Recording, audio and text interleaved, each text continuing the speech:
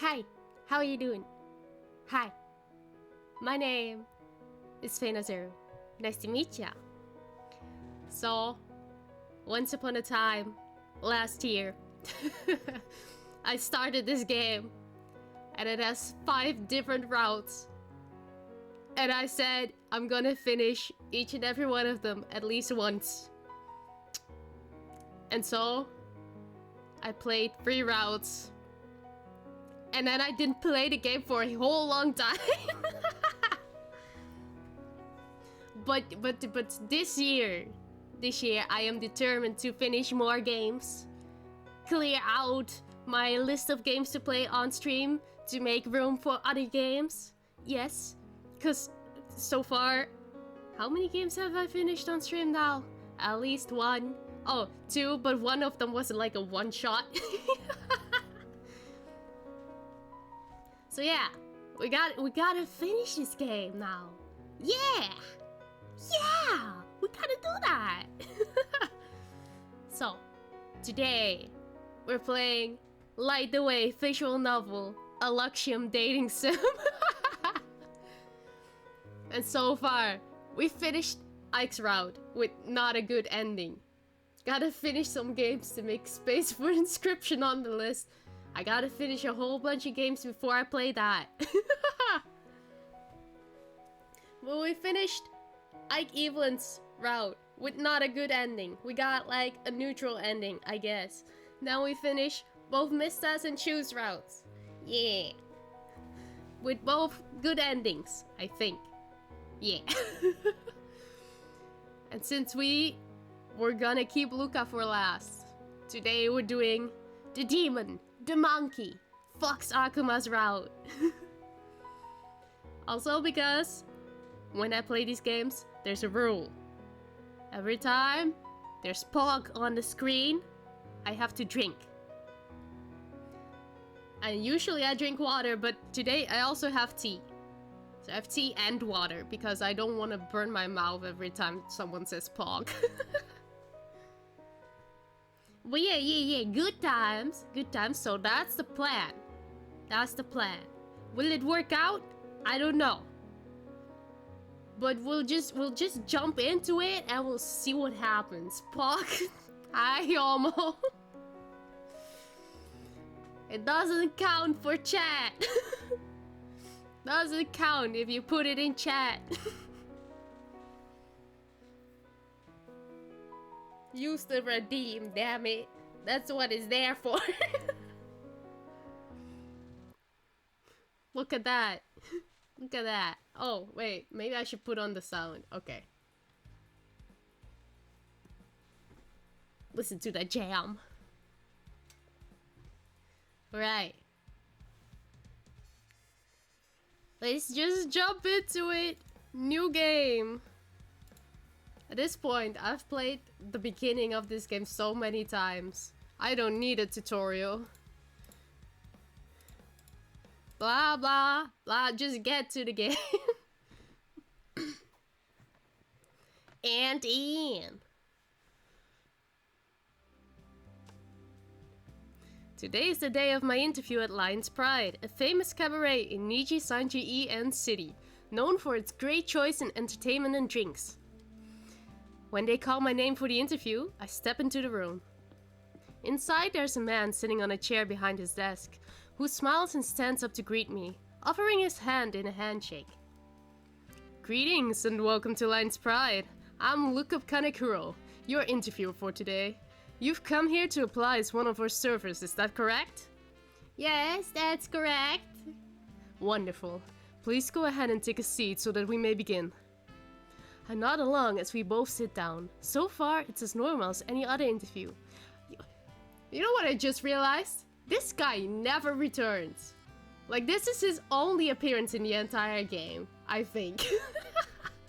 Unless he shows up in Luca's route, which would make more sense, but I don't know, man. Just to confirm it, and for the sake of formality, can you tell me your name? Please insert your name. My name is Phaenna. Hi, nice to meet you. I'm a fallen sky goddess. I got kicked out of the celestial realm. But is that information you need to know for the interview? I'm not sure. Yes, my name is Phaenna. Thank you. Now what are your pronouns? She, her. To make sure I got it right, you prefer this? Yes, yes, alright. Okay, we have reviewed your application and your qualifications. Congratulations, you got the job! Hey, what's poppin', Faye? Hey, gentleman, how are you doing today? What's poppin'? What's poppin'? I'm doing good. Hydrate! See, Omo, this is how you do it. Let me drink some.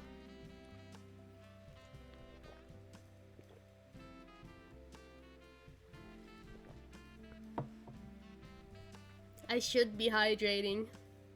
No? Doing good, just on break. What are you playing? We're playing Light the Way, visual novel. It's a dating sim that I started last year and I need to finish it.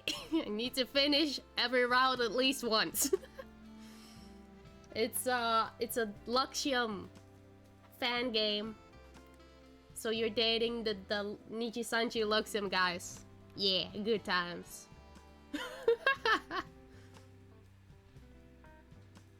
And I got the job, so that's great. I got the job. My eyes widen in shock, unsure of how to react to this news.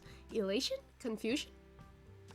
Last year, how long it takes you to finish? No, I've only played it.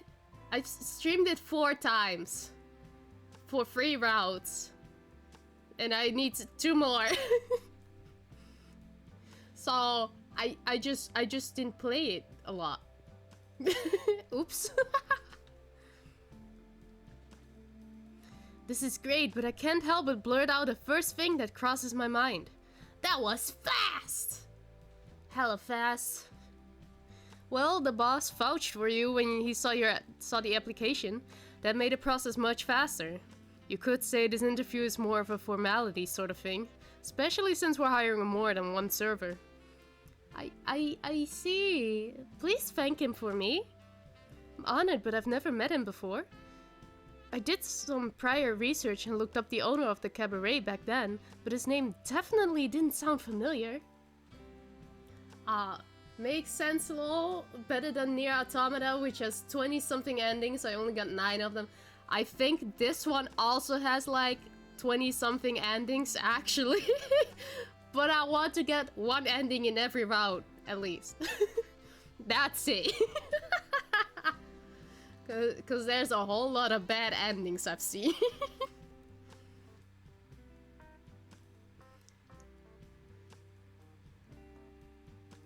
Oh well, as long as I get the job, it works. So, it's alright, you can thank him yourself when he's in for the day. He tends to be around the cabaret often. I see. That's a little nerve-wracking, isn't it? You don't need to be nervous. He's a good man at heart, you'll see. I'll see you tomorrow morning for your first shift. Is that alright with you? Of course, I look forward to it. Now we time skip towards the next day. Now, well, Nier is an open world game, which makes it even worse. It's a good couple days to beat it once. Oh damn, yeah, see? No. This one is a lot shorter. I think for Nier, if I were to play Nier, I do want to play Nier someday. If I do play Nier, I'll just do 1 ending, probably. So, it's my first day and so far everything is going smoothly.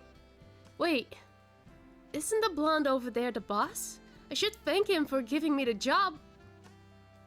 That rice is absolutely revolting. It falls apart in my mouth. What? Nah, dude! Rice is perfectly fine. Mister, that was not rice. Nier, you need to play the game 3 times regardless how many endings. Then it's okay. It's got to your story. Okay. I'm gonna need to finish a whole lot of other games before I start on Nier. It's really good, and no, you need at least 3 endings, because after the first ending the story changes on the next playthrough. Ah, damn. Ah, I see. Damn. Okay. That sounds fun though. Come on, guys. At least it's better than last time. That's true. I'll take it over the fish and chips he showed last time. Don't worry, I already threw that away. But he seems to be talking to some people. Maybe his friends? Better stay away to avoid bothering him. Oh!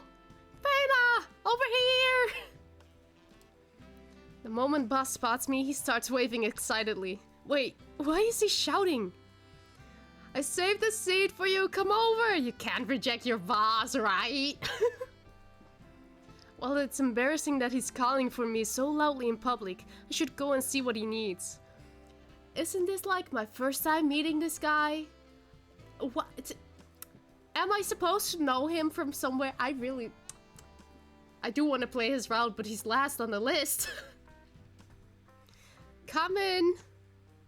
I walk over to the table where the boss and 4 other men are. I can't help but feel nervous as I take an empty seat, sneaking a glance at one of them. The person who grabbed my attention first is... the man who's devilishly attractive. The famous detective that everyone keeps talking about. The man with the curious hair color. The man with glasses and fancy earrings.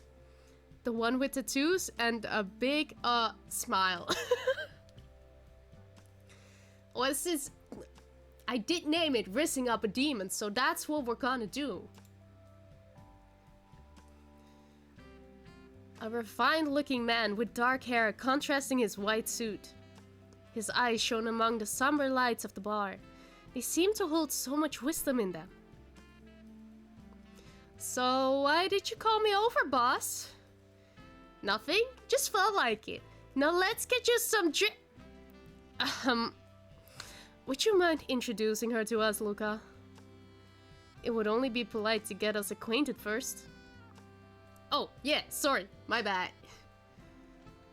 So, guys, we have to be careful around this new wild species named Phaenna. She's the silliest, bestest fun incarnate I've met so far. This is the first time we've met, what are you on about?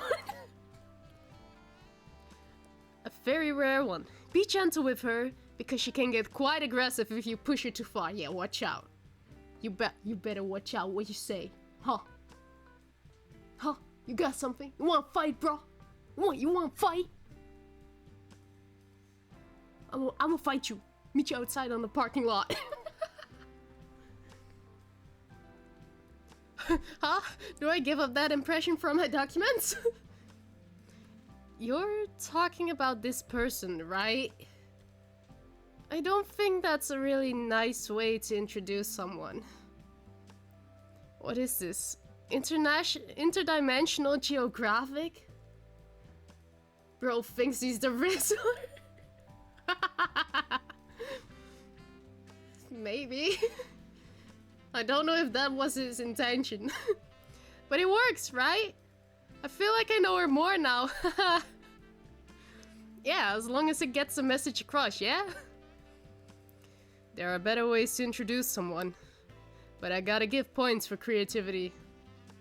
See, they get me. Feeling a little more awkward than earlier, I tried to look elsewhere and noticed someone raising their hand to order. My apologies, but I have to get back to work. I see another table ordering. It was lovely meeting you all though, so please excuse me.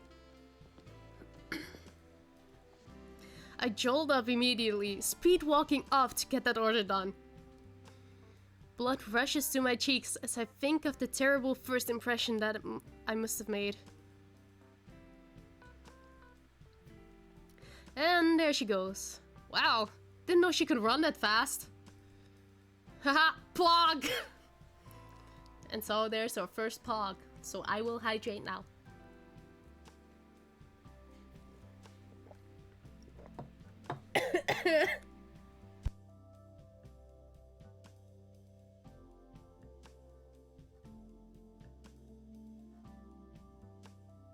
Almost choking on my first plug hydrate. Okay.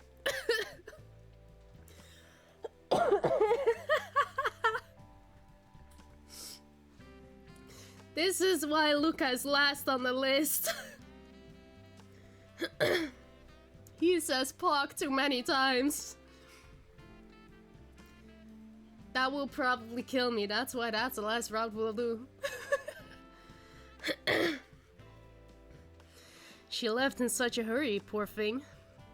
Is she quite alright? Oh man, I'm crying.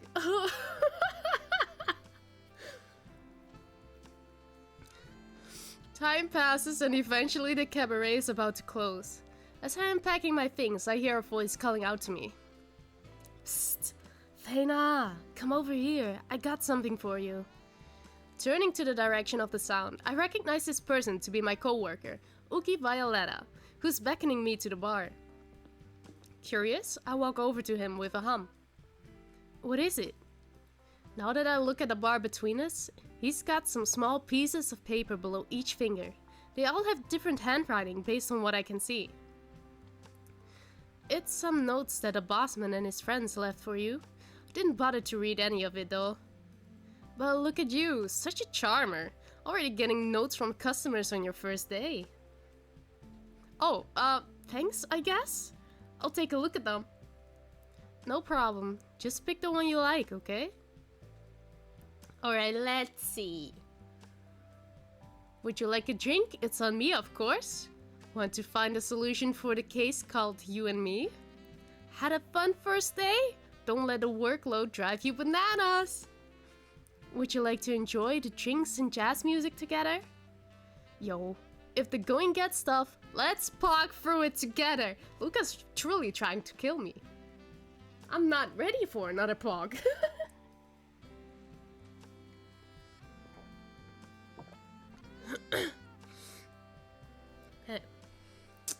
Gotta go with the first one. It has to be that one. Because this one is Mista, the detective, who actually graduated, so it's very sad. But it's okay. It's okay. We got a new person now in his place. Not in Niji, but in Fishoujo. So it's fine, it's fine. This one's Shu, Banana Man, this one's Ike, and this has to be Luca, so that only leaves the devil. The demon. The monkey.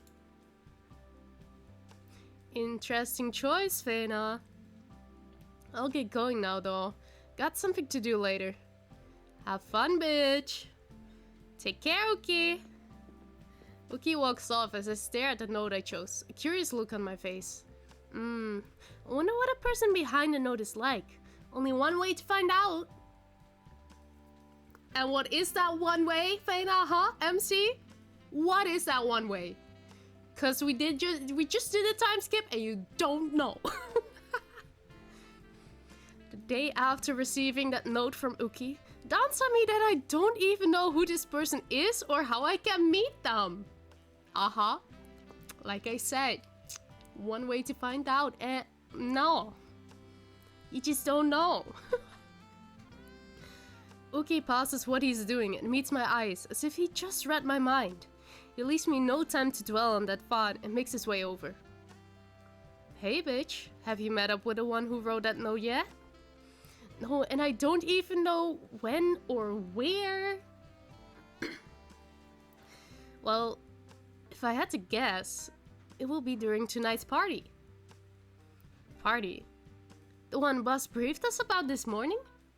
Now that I remember, he also said I won't have to work during that party since it was meant to welcome new employees like me.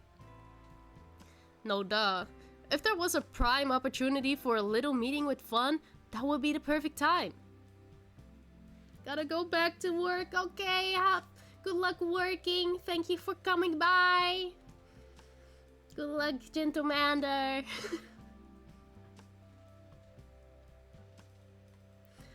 I see. Are you planning to attend too? Nah, my shift is done before the party and I plan on heading straight home. Gotta get my beauty sleep in after all. But you have fun there, okay? Okay, I will. Guess my excitement will have to wait until the party starts. And then we go to chapter 2. Bet. Bet. Yeah. Walk into the cabaret the next day, glancing around to see the party in full swing. So this is what a gathering is like. Boss told me about it, but I never thought it'd be so big. I wonder if I'll meet the person who wrote the note I chose. We'll see. Oh, he looks familiar. Should I talk to him? Yeah, we should talk to Monkey. We should talk to Monkey. I remember the tall man from the group. He didn't talk much, but he has this charismatic aura that makes me want to approach him. Fortunately, I can see him in the crowd, at a counter with a drink in his hand. Hey, fancy seeing you here. Phaenna, was it? Yeah, that's me. You're Monkey. Crap, I still don't know his name. How rude of me. Terribly sorry. My name is Fox Akuma. I'm a friend and a business partner of Lucas. Business partner? And so the lore continues to unfold. You might remember me from the time he called you over at the cabaret. Oh, it's nice to officially meet you, Mr. Akuma. No need for formalities. Please, call me Fox. Of course, Fox. The two of us share a few jokes together before I bid him goodbye due to being called by a coworker who wants to welcome me to the crew. Wah. Ew. Now that I look at the clock, so much time has passed. Still have energy to talk to more people. But who should I approach is the real question here. How about Fox Akuma? Yeah. He wasn't an option last time, that was Monkey. Now we have Fox Akuma as an option. I sigh, slightly exhausted as I move to the sides of the room, away from the spotlight. So many kind people were welcoming me earlier, but I need a break. To my surprise, a familiar face walks over to me, looking very concerned. Phaenna, are you alright? Oh, Fox! Yeah, I'm fine. Just needed to step away from the crowd for a bit. I understand. Would you like me to leave you be? What? No, you're fine, Fox. I wanted to talk to you and, I don't know, get to know you a little, if that's okay? Really? Huh. That's nice to hear. I'd like to get to know you as well. We end up talking for a little bit longer before I hear a phone ringing among the crowd of the noise. Based on Fox's reaction, I have a good feeling that it's his. Free all the time. Jazz. Oh, Jazz. He has a great ringtone. I'm so sorry I have to take this. It might be a while, but listen. If you ever need someone to talk to, or if you need help with something, I'll be around. Oh, thank you, Fox. I'm looking forward to getting to know you better. Same here.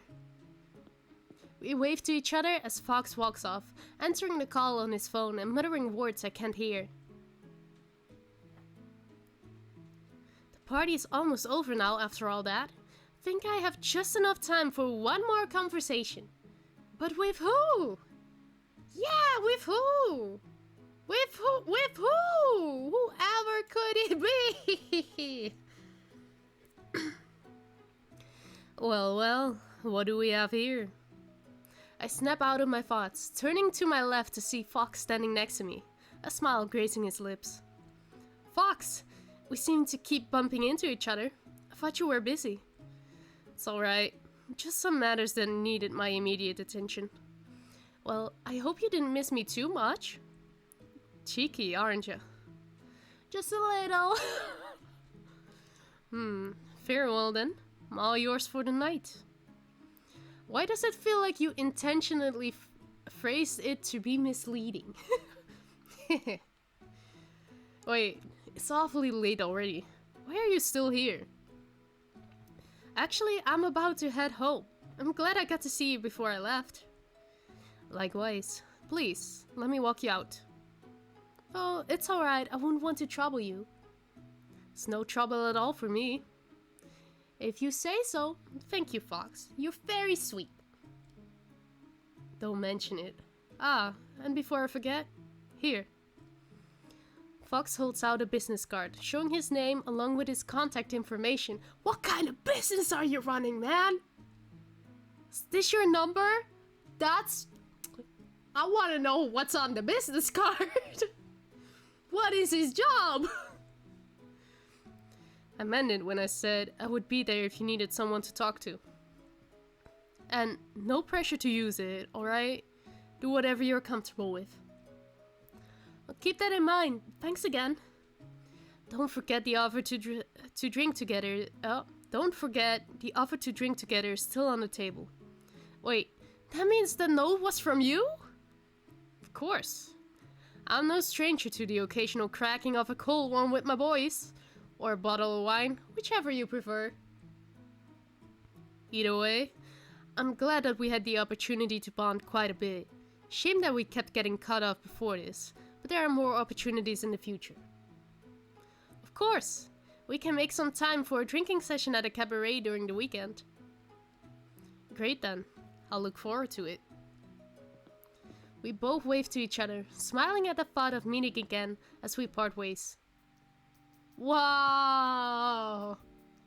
But what is his job? I just want to know what his job is. Right? We have Shu. Shu is the manager at the cabaret. Luca is the owner of the cabaret. Then there's Ike. Ike just writes. Ike is a writer and a musician, and he just does everything creative. And then who else is there? There's Vista, who's a detective. Like, that's an entire job in and of itself. What does Fox do? What job does a demon have? Now that I'm fine... Blah, blah, blah. I cannot talk anymore. Now that I'm finally home after the party, I immediately go flop down on my bed, clear exhaustion on my face. However, before I can attempt to fall asleep, I suddenly hear my phone ring. Oh, good. Oh. Such a good song! Still hurts. Oh. Raising my eyebrow, I pick up my phone to check who it is. It's Boss. So many people have left Nichi and there were so many graduations and I'm still not over it. I cannot. Hello, boss. Hey, Phaenna, sorry for calling you at such a late time, but I never properly introduced the guys' names to you yesterday, did I? No, you didn't. Let me fix that then. I'll list them all other than myself so that you at least know who they are. They sometimes come to the cabaret to look for me, so it's convenient if you do. The first one is Ike Eveland, the one with all the gold accessories and whatnot. I'm sure you two will get along. He seems like a good guy, would be nice to talk to. Then you most likely will get to know Shu, one of the managers here at the cabaret. He's the one in the purple suit. Pretty pog if I do say so myself. There we go, pog.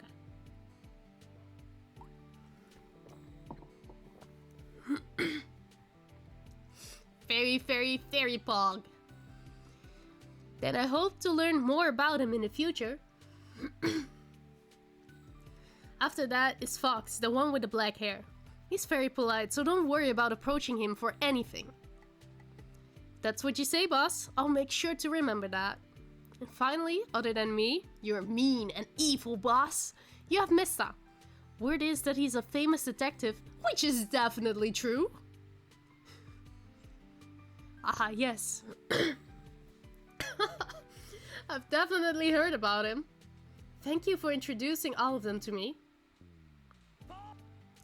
No problem. Now have a good sleep, yeah? Nighty night now. Pah! That doesn't count. That's not a full pog. That doesn't count. And with that, the phone call ends. Can't help but smile before placing my phone down and letting myself fall asleep. Happy with the encounters I made today. And there we go. Peekaboo, hi! Italian Love Cake, hi! How are you doing? Welcome, welcome. I'm playing your game again. This time, Fox Route. Nah, Fox Route. Grown accustomed to working at this bar. The work isn't too overwhelming and the patrons are polite enough. And well, thanks, I clicked by accident on my phone and I was like, oh shit, she's playing! Very happy accident. Well, I'm glad you had that accident.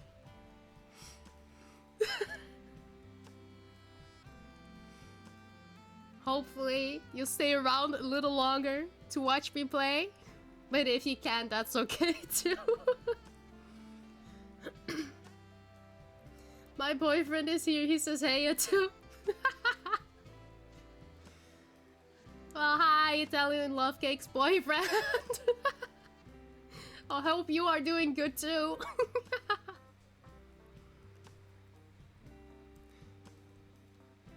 I've even started to remember a few of them, and they've started to recognize me. They're friendly, though at times they can be a bit... Phaenna, another round of shots over here. Right away. You're looking stunning as always. How about I treat you to a drink? I think I'll pass for today, sir, but thanks. Here are your shots. Shit, I'm so sorry. Where did all these customers come from? I've never seen these before. And they have such pretty clothing as well.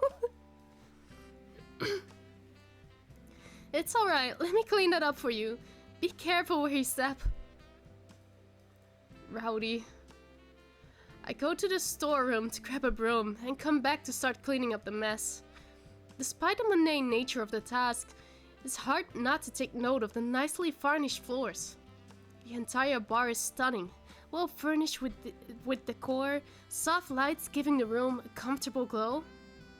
It makes the job less stressful, and the thought of the late night shifts that would surely come feels less daunting as well. My brain spaced out there for a moment. I snap out of my reverie as the tips of my co-workers' shoes come into view. Hey, I can get the rest of it. There's another table over there that needs serving. Oh, thank you. It's no problem. The night goes on. The bar continues to fill with the quiet chatter of its patrons and a gentle clinking of glassware. Truth be told, the work environment here exceeds my initial expectations. Luca's doing a really good job running this place. Come to think of it, Luca isn't at the bar today. I wonder if he has business elsewhere? I turn my attention back to the table in front of me, naming the orders and setting down the drinks. Here you are. 1 frozen strawberry margarita, 1 rum runner, daiquiri? Daiquiri? Is that how you pronounce it? I don't know. And a classic old-fashioned. A question here. Daiquiri? You pronounce that as daiquiri? I have never... Okay. Sure. I will talk to the customer. Just go back to the counter. I know, I hate it too. Yeah, it doesn't look like it should be pronounced like that. talk to the customers. You can always hit back if you change your mind. Yeah, I know. But I wanna try and get it right on my first shot. Is there anything else that I can help you with today? Start putting empty glasses and food plates onto the silver tray that's resting on the palm of my hand. New achievement? What achievement did I unlock? And where do all these customers come from?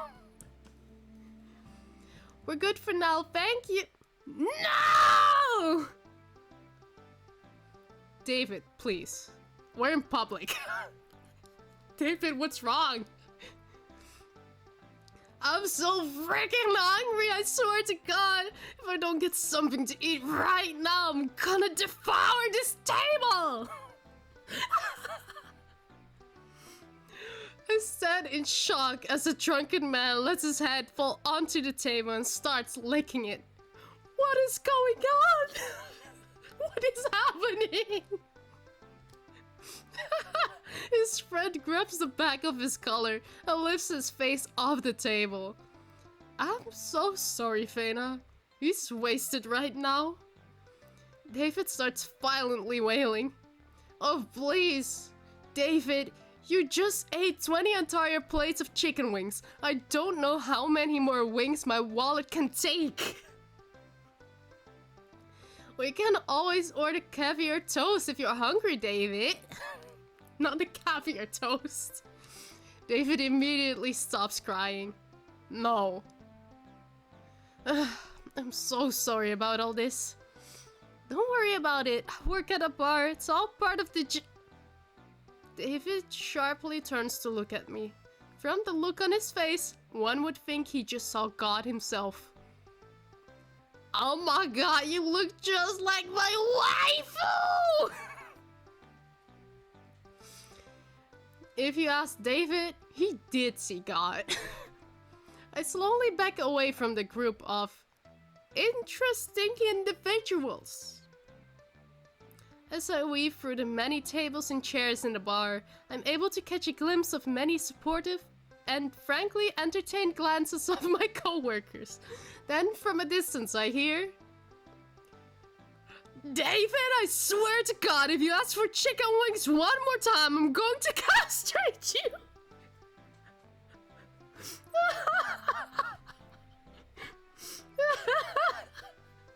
We made a very special David Kun Sprite just for this scene. I love it!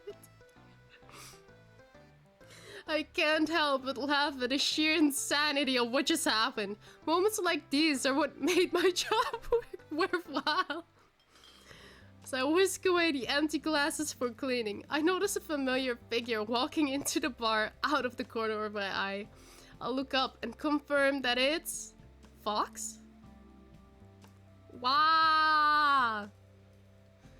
Takes me a moment to recognize him, for his usual calm composure has faded into complete dishevelment. Why? What happened? The white suit he seems to favor is gone. Instead, he dons a rumpled red shirt that is partially unbuttoned at the top. Bro, what happened to you? His hair is tossed. Faint dark circles ring under his eyes. What the hell happened? As if drawn on a string, I feel myself being pulled towards him. I quickly set aside the empty glasses and turn to head in his direction. Fox is now slumped over the counter with one hand threaded through his hair. Fox, are you okay? You don't look good. Oh, you don't look well. He looks up with a clear surprise at being called, and his demeanor shifts. He straightens himself up. I'm alright, Phaenna. Well, at least you look lovely tonight. Makes me want to come here more often. Well, I wouldn't be opposed to the idea. Oh? Since another customer is always good for business. I'm a business person.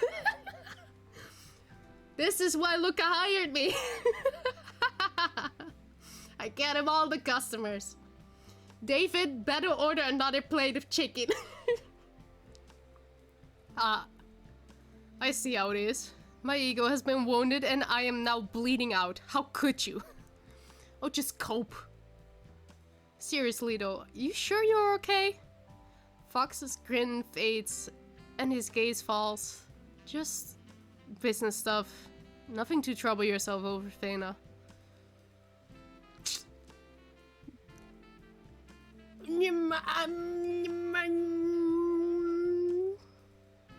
Just business stuff.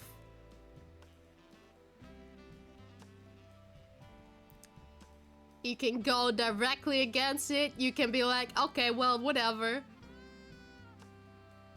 Okay, you don't look alright, but I won't pry. That seems like a good choice. You don't look alright, but I won't pry if you'd rather not talk about it. Fox is taken aback for a moment. Surprise clear on his face.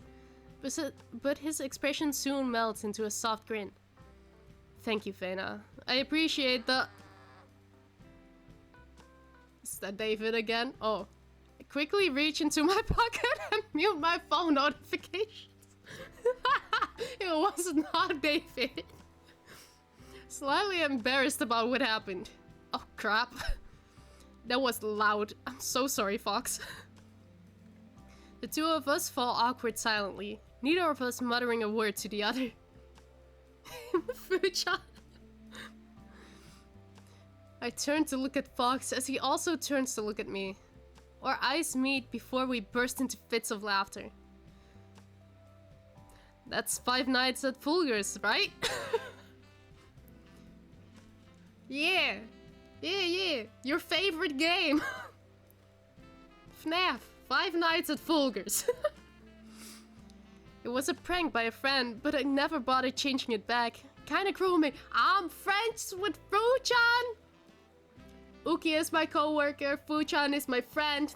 This is great. This is a great place to be. Is that so? His tense and tired expression is long gone, now replaced with a curious smile. Seems as if he's waiting for me to elaborate more. They got me hooked onto FNAF. Said something about how they didn't have anyone to talk to about the lore? I see. Your friend did good work. We need more FNAF lore enjoyers, you know? FNAF lore enjoyers? Is that what you call yourselves?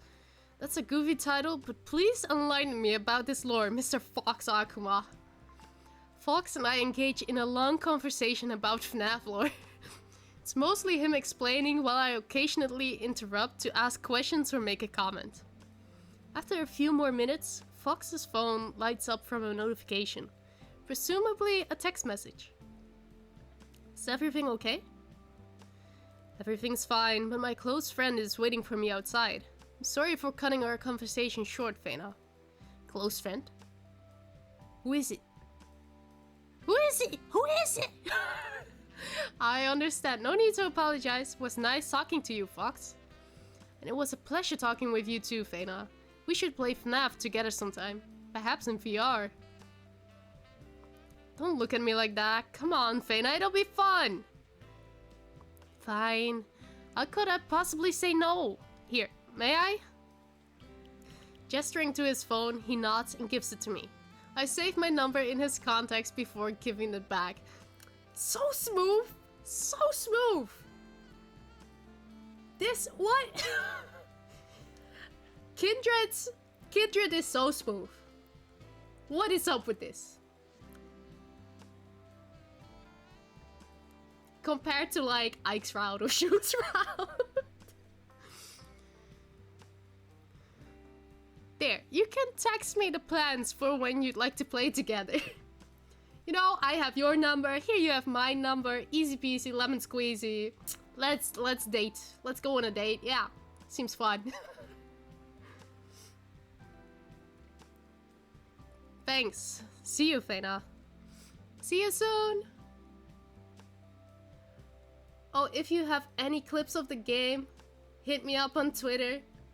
Oh, I right now I have a bunch of clips, like from the other routes that I already played. They're up on my YouTube channel and my TikTok. Yeah. But I can send them to you, it's no problem. You wave him goodbye as you watch his figure exit the club until he's out of your sight. I arrive back home in the early hours of the morning after my shift has ended. Just as I'm about to wind down for bed, I hear my phone shake with a notification. One new text message. I sit up and grab my phone from where it was charging beside me. The screen lights up with a blinding flare and I see written across it. Also, how do I have so many different notification sounds? Hey, are you still awake? Yeah, what's up? Sorry, I know it's really late, but I figured you would still be up. Let me just what do you think you're doing? This is a mistake. That mode is inferior. Dark bad. My god! Stop trying to switch! This is your final warning. Enough. Fine, you asked for it. Say goodbye. Well, okay, that's it. I tried, guys. I tried switching to dark mode, but obviously light mode is the superior mode. I can't help it. Yeah, that's just how it is. Nothing you can do about it.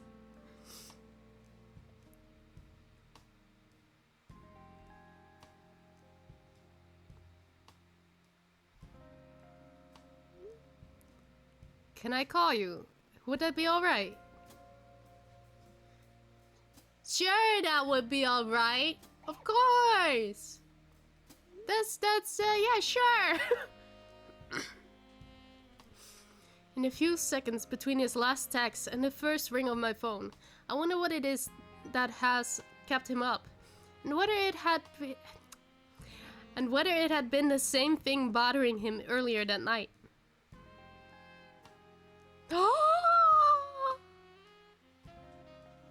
This is a good CG. Oh my god. That's a really good CG.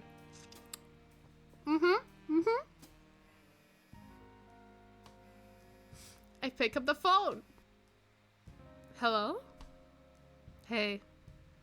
Fox, what's wrong? Are you okay? Sorry to bother you so late. Or well, early, I guess. He laughs a little nervously. His voice is deeper than what I was expecting, and I can't help but feel my heart lurch a little at the sound. I can't... Right? I'm trying my best to do a very low voice for Fox, but I can't.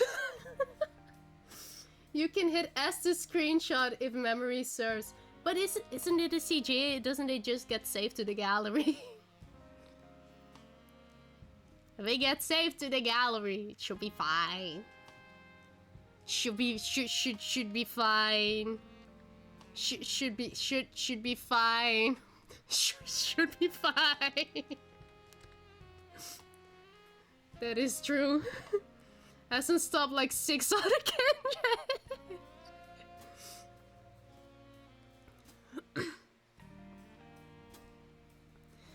But that feeling subsides as I notice the same trace of exhaustion is still present from before. I hold the phone a little closer to my ear. It's alright. Is something wrong? Small pause. Yeah, I guess so. I didn't know if I wanted to talk to you about it, because it honestly feels a little silly, but... No, it's alright, you can talk to me. Silence hangs for a moment as he considers his words. There are these new talents that entered the company. They're going through all the nerves and anxieties that come with it. Trying to offer as much support as I can, but feels like I can't do much. I hear a sharp exhale from the other end of the line. And then there's people nitpicking over everything that they do, like vultures picking at new meat. And the kindred don't know how to handle that yet. The new talents are the kindred? Wait, what kind of agency are you running? What is your job? It's just a mess. It's not your fault, or continue to listen. He makes movies. Oh, see, okay, yeah, see, that makes a lot of sense. Okay. I see. It's not your fault. Continue to listen. Continue to listen? I feel like I would just continue to listen. There's no one kindred on the couch. I promise. Hell yeah. I'm so good at this game. I continue to listen. It's my responsibility to lead. These people look up to me. I'm the figurehead and... Fox, you really care for them, don't you? Of course I do. They're everything to me. I watch them grow, you know. Quite literally, for some of them. You should have seen them, Phaenna. Even before the agency had formed, they never failed to surprise me with their skills and talents. It's truly inspiring to watch them grow. The smile and pride in his tone makes my heart melt. Huh. I bet they miss me. Can't wait to go home. Home? I don't usually stay in the city. We have dormitories for the talents and staff. It's a little ways away from here. We call it the Akuma Castle. Okay, but one kindred Sona on the couch, surrounded by several Akuma first characters, doesn't sound all that bad.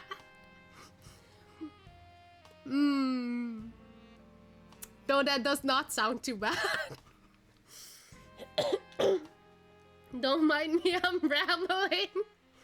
It's okay, please keep rambling, it's very enjoyable.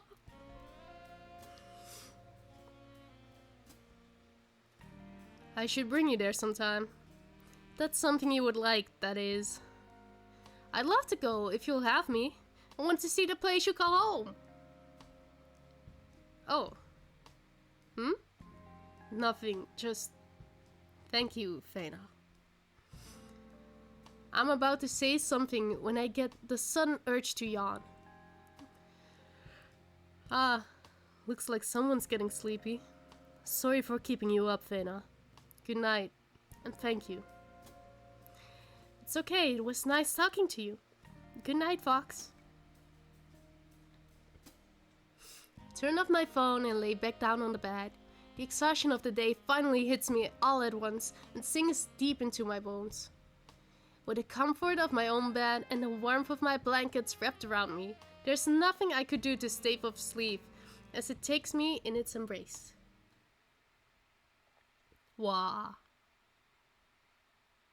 Already at chapter 4, what? But Akuma Castle still stands, guys. At least in this universe, everything is possible.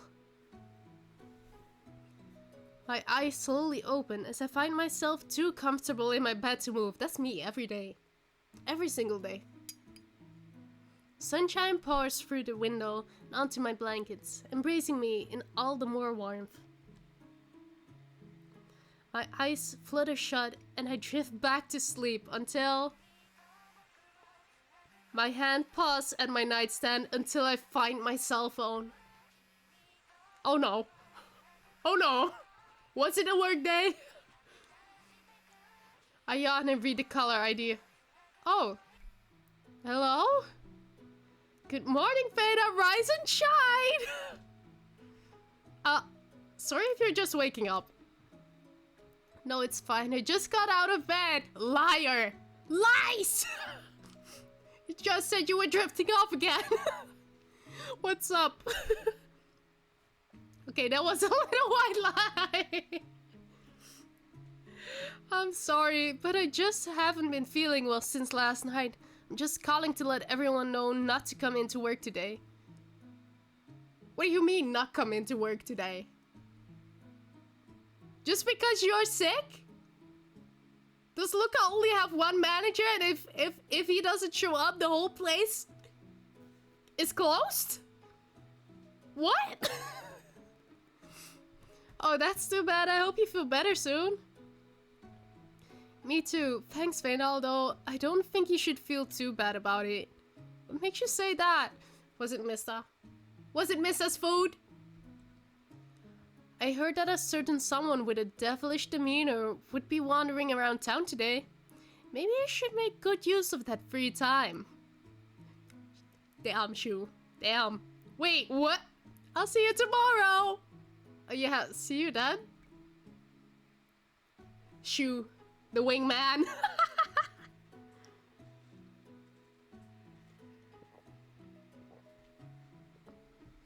I disconnect the call on my end and let out a sigh of relief, then collapse back onto the mattress. I now have the entire day to myself. How should I start? Well, I heard someone was walking around town, so I guess we gotta get up. Start my morning routine. I decide to take initiative and get an early start to my day. After taking a shower and putting on a comfy outfit, I open the door and am met with the bustling sounds of the city.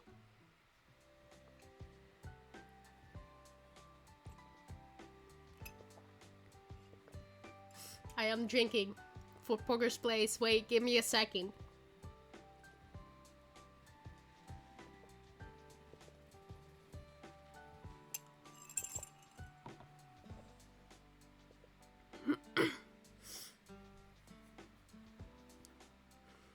This was the first day I helped with writing for. Ooh. It's a wonderful day out. I'm glad I was able to get this opportunity to walk around, as it's been a while since I was able to take it all in. I live in a busy but peaceful side of the city. Getting really hungry. Doesn't the cafe have a promo today? Lucky! Ah yes, coffee and cakes. Love this cafe. Always go there. I finally arrive at the cafe, not expecting a certain someone to step out of the doorway. Whoa, his hair! Whoa! Oh, that looks really good. Oh. That looks really good, that hair in a ponytail. Fox? Upon noticing me, a warm smile creeps onto Fox's face. Phaenna, fancy seeing you here.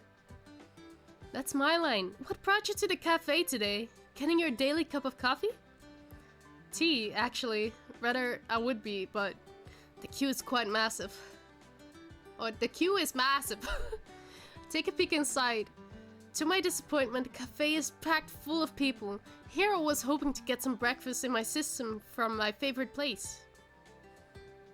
Do you have any plans today? I was actually going to call you. There's somewhere I want to go, and I'd certainly enjoy your company. Oh, sure. I was planning to grab a bite here, but you're right, the line's too long. Can't help but notice the softness in Fox's expressions today. The kindness in his voice, the way his smile reaches his now well-rested eyes. For the first time since that evening at a bar, he finally looks at ease. By extension, it makes me feel pretty happy too. Ah, look at these two cuties! The two of us walk past many small businesses, clothing stores, a toy store, and a craft store, among others. Then suddenly... Oh, it's the park! My eyes are drawn to the pink petals that fleck the street and sidewalks. Look up ahead. Would you like to take a seat under the tree there? Its blushing petals reach up to face the sky, with its branches sturdy and outstretched as though it were anticipating a warm embrace. Sure. What a zoom in! The two of us decide to rest on a bench underneath the massive sakura tree. The soft breeze carries the delicate petals to the ground, as if it were snow gently falling on a winter's day. We sit in comfortable silence, letting the wind carry the content sighs we both share. Excuse me just a moment. Stay here, won't you? And then he leaves. With no explanation, he runs off towards the convenience store. I can't help but wonder what could be so urgent, but he promptly returns before I finish that train of thought.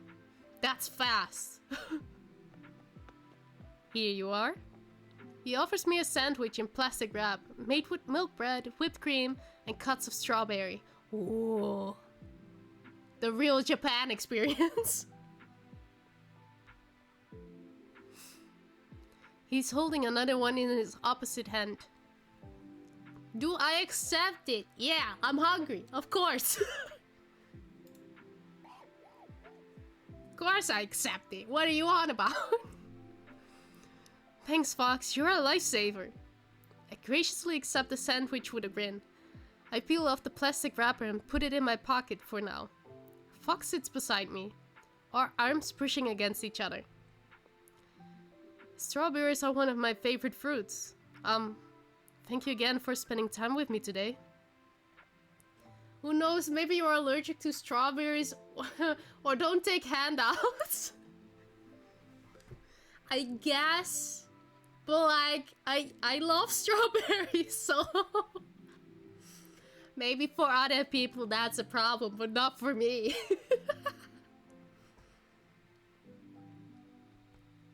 Oh, it's no trouble at all. Fox takes the first big bite of his sandwich and gazes upon the glorious tree. He watches as the petals slowly fall and land on places throughout the park, one of which being my nose. With a slight chuckle, he plucks the wayward petal from the ground and examines it. You know, cherry blossoms are a symbol for new beginnings. For hope. Is that so? I didn't know that. I take a bite of my sandwich, savoring its sweetness with every chew. My head turns in Fox's direction to find him continuing to examine the petal. When I first learned that, it gave me a sense of hope. Like everything would be alright. Now, I'm not too sure anymore. The petal flutters out of the elusive demon's hand. How do we know he's a demon? How do we know he's a demon? He eats what remains of his sandwich, then turns to face me. His glowing pink eyes reflect the sunset. As I stare, I find myself lost in them, as though I can feel their warmth. Though he doesn't say a word, I can feel the rush of emotion stirring within me, blood rushing to my cheeks. He chuckles at the sight of me as his hand reaches toward my face. I wince, but upon opening my eyes, I see that he has a petal between his fingers. Oh man, he really did the fake out. The two of us sit for what feels like mere moments, talking about nothing yet everything. This time together, it's everything to the two of us. Because for the first time in a long time, we're at peace. Today was really lovely, Fox. I'm glad I got to spend it with you. We should do this again sometime. What? And then it was night. I stand up from the bench, but Fox doesn't move. Phaenna, wait. I stop in my tracks. If I may be so bold, would you like to come over to my place? We could watch a movie, and if you'd like, I could even make you dinner. My treat. My heart skips a beat at the invitation. I turn back towards the demon, who now has a ruddied expression on his face. Do I accept it? Do I accept it? Do I accept it? I accept. Lead the way! Lead the way! Since you're offering, how could I refuse? Lead the way! Let's go! Great. Are you familiar with 2001: A Space Oddity? Shake my head no, watching as his face lights up at the gesture. Oh, you're in for quite the treat. I can get that started over perhaps some stir-fry? I follow his lead while he sings some song about a woman named Daisy until... my apologies. Give me a moment. Free all the time, take control cause this is my life. This world will be mine, come on just... Hello? What about the kindred? I know, but they're still new recruits. I'm sure if we give them a little more time, they will come around. I understand that and I'm working on it, but yes. Yes. Wow. Fox seems really stressed out. Does this have something to do with his uneasiness last night? Just as Fox began to ease up a little, he is now forced to return to a state of clear distress. Pains me to see him like this. What should I do? Interrupt his call or wait for him to finish talking? As a polite person, I would not ever interrupt a call.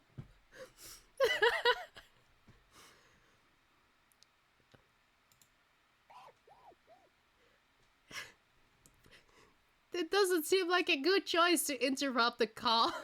Ever.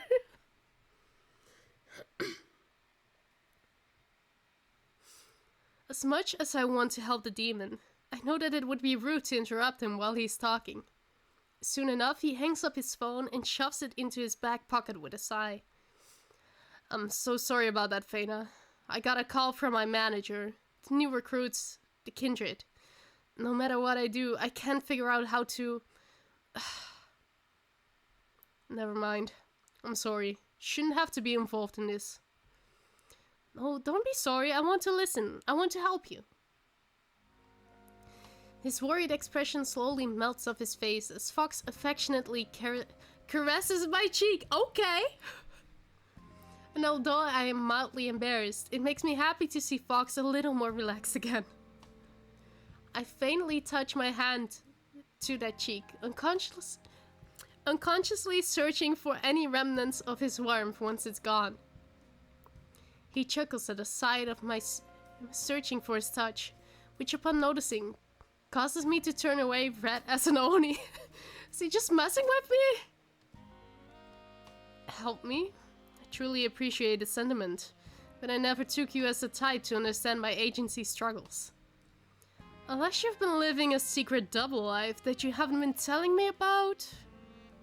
Hey, I might not be an expert in, whatever it is you do for a living. But I'd say that I'm at least a pretty good problem solver. You've gotta give me more credit, Mr. Akuma. I'll keep that in mind, Phaenna. I know one thing for sure. As much as I love the kindred, once all of this is done, I desperately need a vacation. A vacation? Yes, Phaenna. A vacation is a thing that people take when they... No, hear me out. A vacation might be what they need. I don't know much about the situation, but I know that I always feel refreshed and more productive after I take a break. Maybe the kindred are due for a vacation as well. A kindred vacation.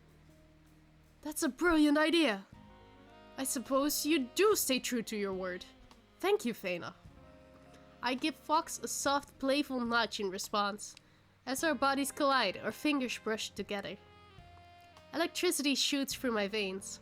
I can't help but imagine how it would feel to hold his hand. MC is down bad.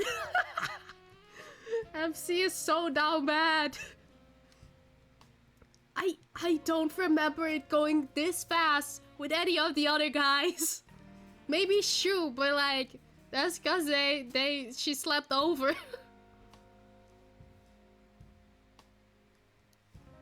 Whoa. We find ourselves in Fox's kitchen. Fox's kitchen.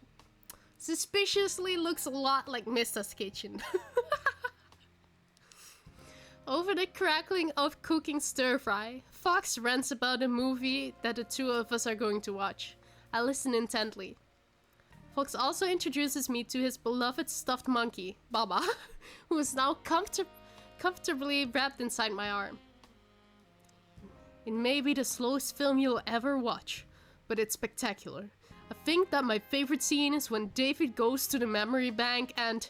Wait, shit, I'm spoiling the movie, aren't I? Yeah, a little bit, but keep going, I don't mind. I like hearing you talk about the things you're passionate about. Besides, this makes me even more excited to watch it now. Now the stir-fry should be done. So let's start the movie, shall we? And watch the movie we did. I end up crying during his favorite scene, which apparently gives him goosebumps each time. If I'm being honest, I completely understand why. That was amazing. I don't even know how to process all of it. Exactly! It's movies like these that remind me why film is the most powerful art form. The idea of creating a piece of art that can incorporate so many mediums into one, no matter how primitive they may be. The idea of creating a story, no, a statement, that is so much bigger than yourself is just... awe-inspiring. It absolutely blew my mind. I mean, Stanley Kubrick is a genius in his own respect. But the metaphors and hidden undertones of that one bit had so many more underlying themes and messages to encapsulate. It was brilliant. Yes! Great minds think alike. We still have some time left. Would you care to watch another film? As much as I would love to, it's pretty late. I should probably start heading back. That's true. Here, I'll drive you home. He can drive? Really? That's very kind of you, Fox. Thank you. Think nothing of it. No gentleman would have you walking home by yourself this late. Fox grabs his keys and we make our way towards the door. I set Baba down on the table, give him a little pat on the head, and wave goodbye to my newfound primate friend. Baba is pleased. As long as Baba is pleased, everything will be okay. Fox leads me to his car and drives me home after a long but eventful day. Finally, the two of us make it back to my home. Fox holds the door open, allowing us to pass through the thresholds of my apartment. Thank you for today, Fox. I mean it. I haven't had this much fun in a long time. I'm glad. I'll see you tomorrow. Pick you up at 9 AM and be sure to pack enough clothes for a couple days. Wait, where are we going? Tomorrow, 9 AM. What are you talking about? Am I going on a kindred vacation? Well, you were the one who said that a vacation was in order. Huh? So the agency is going to go on one, and you're coming with me. Now get some rest, I'll see you in the morning. Fox, what about what? With an impish grin on his face, Fox Akuma closes the door, leaving me utterly confused in a doorway at 11 PM. Okay then. What about work? This is not how I was expecting my night to go, but all I can do now is get my things ready for tomorrow. While a small part of me feels the butterflies in my tummy, a bigger part of me is excited for what the next few days will bring. Wow, double up. Double up. What's happening? Am I gonna meet a kindred? I wanna meet a kindred. Fox does his best to keep his eyes on the road. For the most part.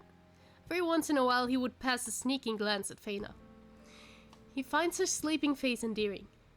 The plan for the morning was straightforward enough. He knocked on the door at 9 AM as promised. However, he noticed that Phaenna was a little more worn out than anticipated. Part of him felt bad for Phaenna, but that feeling was momentarily gone when he saw how cute she looked when she was tired. He recommended that Phaenna take a nap while he drove, seeing as how their destination was a good distance away. Right now though, he regrets even mentioning the idea. Here she is, snuggled up like a ball in the passenger seat with his precious Baba held tightly against her chest. Fox gives the stuffed chimp a death-inducing glare. Not only is it hard to focus on driving while with Phaenna's sleeping face right next to him, his plush monkey is getting the best seat in the whole damn car. Lucky bastard. At the next red light, he places a hand on Phaenna's cheek, stroking it gently with his thumb. Good morning, sleepyhead. Time to get up. We're back at our park! I slowly open my eyes to see Fox looming in the open car doorway. It seems we've arrived. I stretch a little and groggily step out of the vehicle. Baba still snug in my arm. Sorry about that, I didn't snore, did I? If you did, I didn't notice. Besides, I wouldn't mind if that meant that I got to look at your sleeping face. You have quite the adorable expression when you're asleep, you know? I want to come up with a witty retort, but unfortunately, I'm still too tired to even think at the moment. I settle for a semi-annoyed grunt, though I feel like it doesn't do much with the very obvious blush painted all over my face. In response, Fox comically offers his hand. I accept it. There you are. So this is Akuma Castle. It's a lot bigger than I pictured. More room for more kindred. Plus, you should know how huge my tower is. You what? You what? Fox doesn't respond. Instead, he chuckles and leads the way towards his not-so-humble abode. Damn it! Ooh. Ooh. Fancy castle. Two of us enter the castle and are immediately greeted by a horde of kindred. Oh! Hello, kindred. It's great to see you all. I'd like to introduce you to Phaenna. She will be joining us for the next couple of days. Hello, everyone! I wave sheepishly. Here we go. Fox leads me down the winding halls of the castle, all the while being greeted by the many kindred passing by. Fox takes a moment to exchange pleasantries with them, leaving me to my own thoughts. I know that Fox Akuma is well off, but I would have never thought that the slightly bossed man I met at a cabaret a short while ago lives in a place as extravagant as this. I can't help but be enraptured by the artistry, detail, and craftsmanship that was put into making this extraordinary castle. The art team did so damn well with Akuma Castle's interior, right? Like, for real though, this is so pretty. While the exterior resembles an old and traditional form of architecture, the castle is still well maintained. The interior is a gorgeous amalgamation of the old and the new. When we pass by one of the rooms, I glance over to what appears to be a clothing rack, crowded with various costumes from hanger to hanger. There's one for a pilot, a priest, a police officer, a doctor. One of the costumes is separated from the others, a knight's armor that was hung up on the wall. Right beside it is a closed door with a window. One look through the window shows me that its cleanliness leaves much to be desired. I laugh at the thought, assuming Fox himself isn't much for tidying up the place. That's my private room, where I do my ASMR.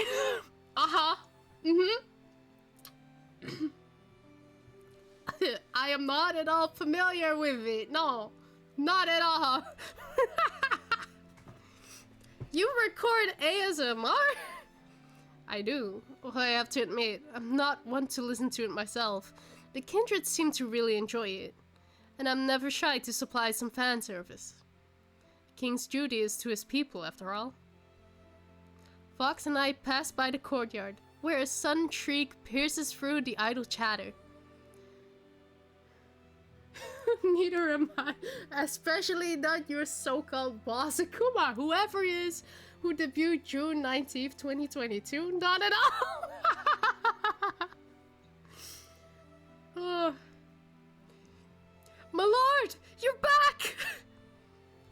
A throng of kindred waves at us enthusiastically. Glad to have you back. The kindred standing before us seems polite and chivalrous. Something about them gives a warm, reassuring energy. My babies! If the squeals and shrieks from other kindred are anything to go off of, this one is a bit more civil than the rest. Do you know how long you're staying this time? This kindred in particular is very casual in their attire, not even tying their obi correctly. They tend to lean to one side and blink with almost tired eyes. Though their enthusiasm towards Fox is anything but, they seem very chill for a kindred. We'll see. I'm here for a much needed vacation, so you'll be seeing a lot of me for the next few days. Their faces begin to contort into mischievous and playful grins. Aw man, if we didn't already see enough of you, we were having so much fun without you too, Mr. Akuma. This kindred gently slaps Fox on the shoulder as they make their comment. There's a blush on their cheeks and a wide, wicked gleam in their eyes.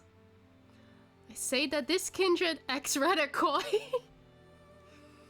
I'm noticing a pattern with these three, but how do I respond to their behavior? How about we just stay quiet and listen? How about that? Clearly they know each other.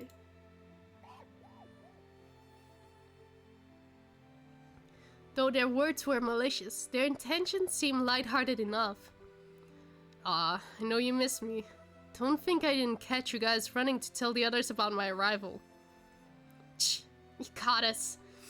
We just keep feeding into that ego of yours, don't we, Peepaw? But I guess it's good to have you back. And it feels great to be back. Where are my manners? Kindred, this is Phaenna. She's the one who gave me the idea of taking this little vacation. Phaenna, meet the kindred. Hi everyone, it's so nice to meet all of you. Fox has taught me a lot about you guys. Yeah, so much, it feels like I'm almost a part of you. It almost feels like I'm also kindred. This band of misfits are my people, my family. I hold each of them very dearly. That being said, if they give you any trouble, let me know, and I'll make sure they're properly taken care of. Hey, don't threaten us with a good time, old man! Can't help but become enchanted by the passion and familiarity of their words. At first glance, I wasn't able to tell if this was a simple boss and employee relationship. No, this isn't that at all. It's different. This is a family. A big, stupid smile manages to creep up onto my face. Phaenna, what are you smiling about? Did something happen? No, not really. I just love seeing you happy, Fox. Fox is caught off guard with my sudden display of affection. His playful grin softly melts into that of warmth. Well, I'm happy that you're happy. And I want to be a part of this family. MC moving fast.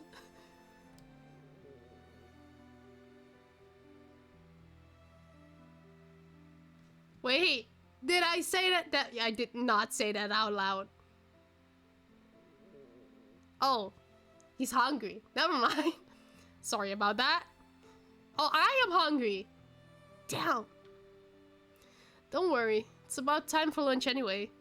Besides, I'm getting a bit hungry myself. Phaenna, would you wait here a moment for me? Fox, where are you? Before I can finish my sentence, Fox disappears. Come to think of it, all of the kindred have magically disappeared too. What? They magically disappeared? How did they even do that? Are there hidden back rooms in this castle or something? I look down and realize that I still have Baba gently cradled in my arm. I tussle the stuffed monkey's faux hair. Whoa, Baba, you were here this whole time. That must have been embarrassing. At least you won't leave me, unlike certain people who have apparently disappeared into the void. Wait, why am I talking to you? You are a stuffed monkey. You aren't real. Watch that monkey start talking right now. I called it! I fucking called it! I cannot win this game.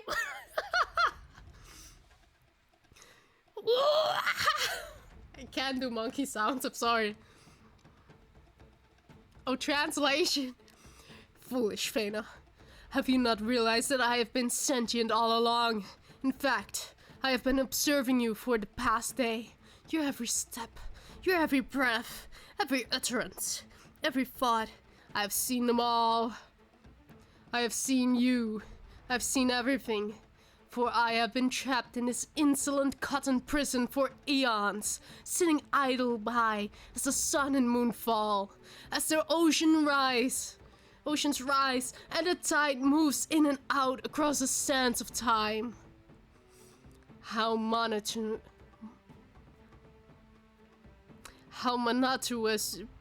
monotonous, I cannot pronounce that word. It is, Phaenna. How droll. Oh! This eternal existence of solitude in which there is no change, no self-realization. I've lost my sense of self within my mortal stuffing and seams. But you, Phaenna, are the first to know of my true nature. But nobody will believe you. You will be made a fool, a laughingstock amongst all of humanity, an outcast to society, if you so much as utter a single word of what you've witnessed here today. And only I, a $3 plush toy, will remain. Yes, I, the great and mighty Baba. This thing has a little voice box. Neat! Funny. I don't remember pressing anything. Eek, eek, ook. Wait, what are you doing? Unhand me, false pawn, lest you wish to face my wrath. Mark my words, Phaenna. There will come a day where I, the great and mighty Baba, shall rain down hellfire upon all of humanity. And only I and your precious fox Akuma shall remain. Possibly Onigiri. I remain on the fence about that chap. That matters not. Phaenna, I demand you unhand me. Unhand me from the depths of your arm. What the? Oh god, it's everywhere. This is why I can't do anything with you guys anymore. Yeah, no. I think that makes a complete 180. And hightailing it out of here will be my best emotional, in my best emotional and physical interest. Wait, it's on the floor too. Ah! Ow, my butt! Okay, I'll go look. A cracked door. The noise must be coming from this room. Little peek inside wouldn't hurt, right? Oh, come on! I got the old pasta sauce all over my clothes! This is why I can't get anything done with you guys. We came here to clean up, and somehow we ended up making even more of a mess. Oh, come on! You know you love us! Yeah, I get it. We're having a real heartfelt moment here, but I'm stuck in a puddle of half-decomposed burnt pasta sauce. So if any of you guys would like to help me out, that would be great. Hey, It's pasta gravy, and hell no, you smell like roadkill. I feel like if I touch you, I'm going to get the plague. At this point, I wouldn't be surprised if you did. This sauce is so old that it could be put in a museum as an ancient relic. I wouldn't mind putting it in a museum. Oh, hush. All of this is your fault anyways. Touché. I fall through the cracked doorway. Of course. Ouch. I'm sorry, I didn't mean to spy on you. Don't worry about it, Phaenna. It's alright. It's more funny, if anything. Come in, Phaenna. Thanks. May I ask what this... Whoa. I step inside to be met with a clothing rack full of costumes and a window door beside it. I remember seeing this earlier. It's Fox's ASMR room. Curiosity starts to get the best of me. Would it be okay if I take a peek inside? The kindred share a look before giving an easy shrug and gesturing towards the door, telling me to watch out for the spilled pasta sauce. As they return to cleaning, I peer into the window, scrunching my nose at the mess that greets my vision. A room that provides a treat for the ears, but not for the eyes, I suppose. I can't help but let out a chuckle. Maybe I should ask Fox if he needs help tidying things up? He's here for vacation, after all, and I'd be glad to provide assistance however I can. Then again, considering the kindred are doing cleanup, some of them probably do so for him. That, or they just don't want dust all over the place. After I wave goodbye to the kindred and wish them luck on their cleanup attempt, I step out of the room and into the hallway. Deciding to go back where I came from and wait for Fox once more, only... Again? Ah, shit! Without thinking, my legs start moving on their own, completely forgetting about Fox's order to stay put. I soon come to the realization that I have no clue where I'm going, with only the There's so many long words in this. Reverberations of the sudden bang echoing through the hallways to guide me. Finally, I slow down to find an open door in the middle of a corridor. I slowly turn my head only to find... reverberating. You're okay? English is my second language. I learned to say that. It's because I'm ESL, guys. I'm ESL. I can't help it. What do I find? Another kitchen. It's the same... Stupid! Redacted. I swear if this tries to one more time, I will. And into your... Or else you'll end up like the flat screen. Uh-huh. Mm-hmm. Fox with his arm wrapped around the rim of an empty pot, pointing and cursing out the leg of a metal table. I take a small step forward. Oh, hello there, Phaenna. Don't mind me, I'm just showing this jackass who's the boss around here. That had the audacity to stop my pinky toe again. Rat bastard. Unable to comprehend the hilarity of this scene any longer, I burst out into laughter. At least my body crumpled up in the corner of the kitchen doorway, clutching Baba in my arms. Okay. Yep, no worries, it just means that it's echoing over and over. Yeah, I know what it means, I just don't know how to say it. I can read it, just not out loud. Bouncing like a DVD logo on a screen, lol. I gotcha. What's so funny? Nothing, it's just... I would have never imagined that D. Fox Akuma, voice demon, leader of the Akuma clan, has been brought to shame by the lack of a metal table. Oh, Phaenna, sweet, innocent, naive Phaenna. I don't think you understand.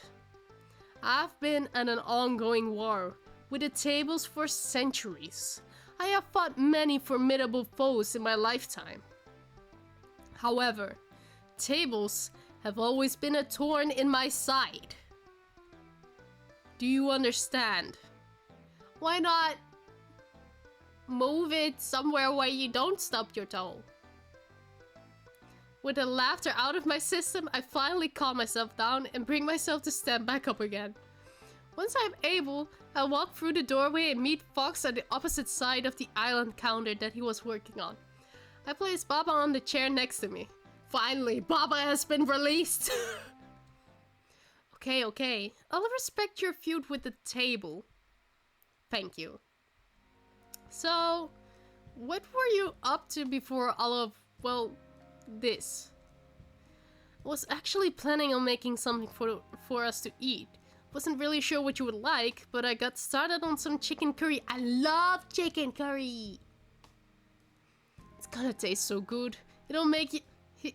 Here, Phaenna, come close and try some of this. I didn't go too hard on the chilies, did I? Fox pulls out a spoon from the drawer and scoops up some of the sauce. He holds it out to me with a smile.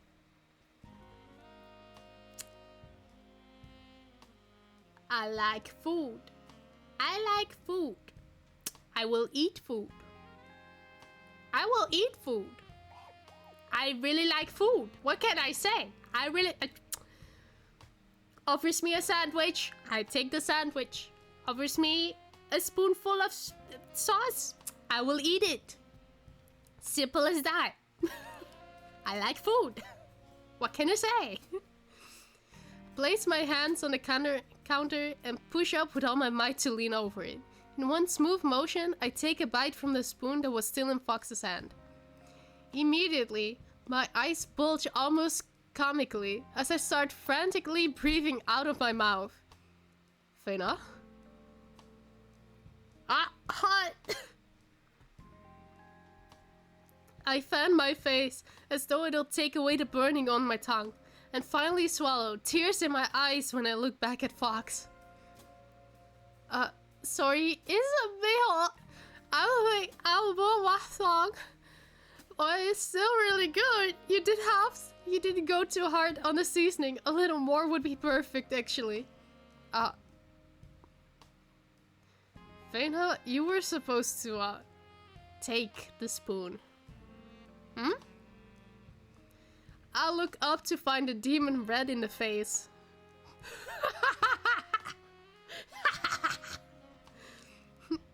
Nothing. I like this. Okay. Fox helps himself to a spoonful, clicking his tongue a couple of times.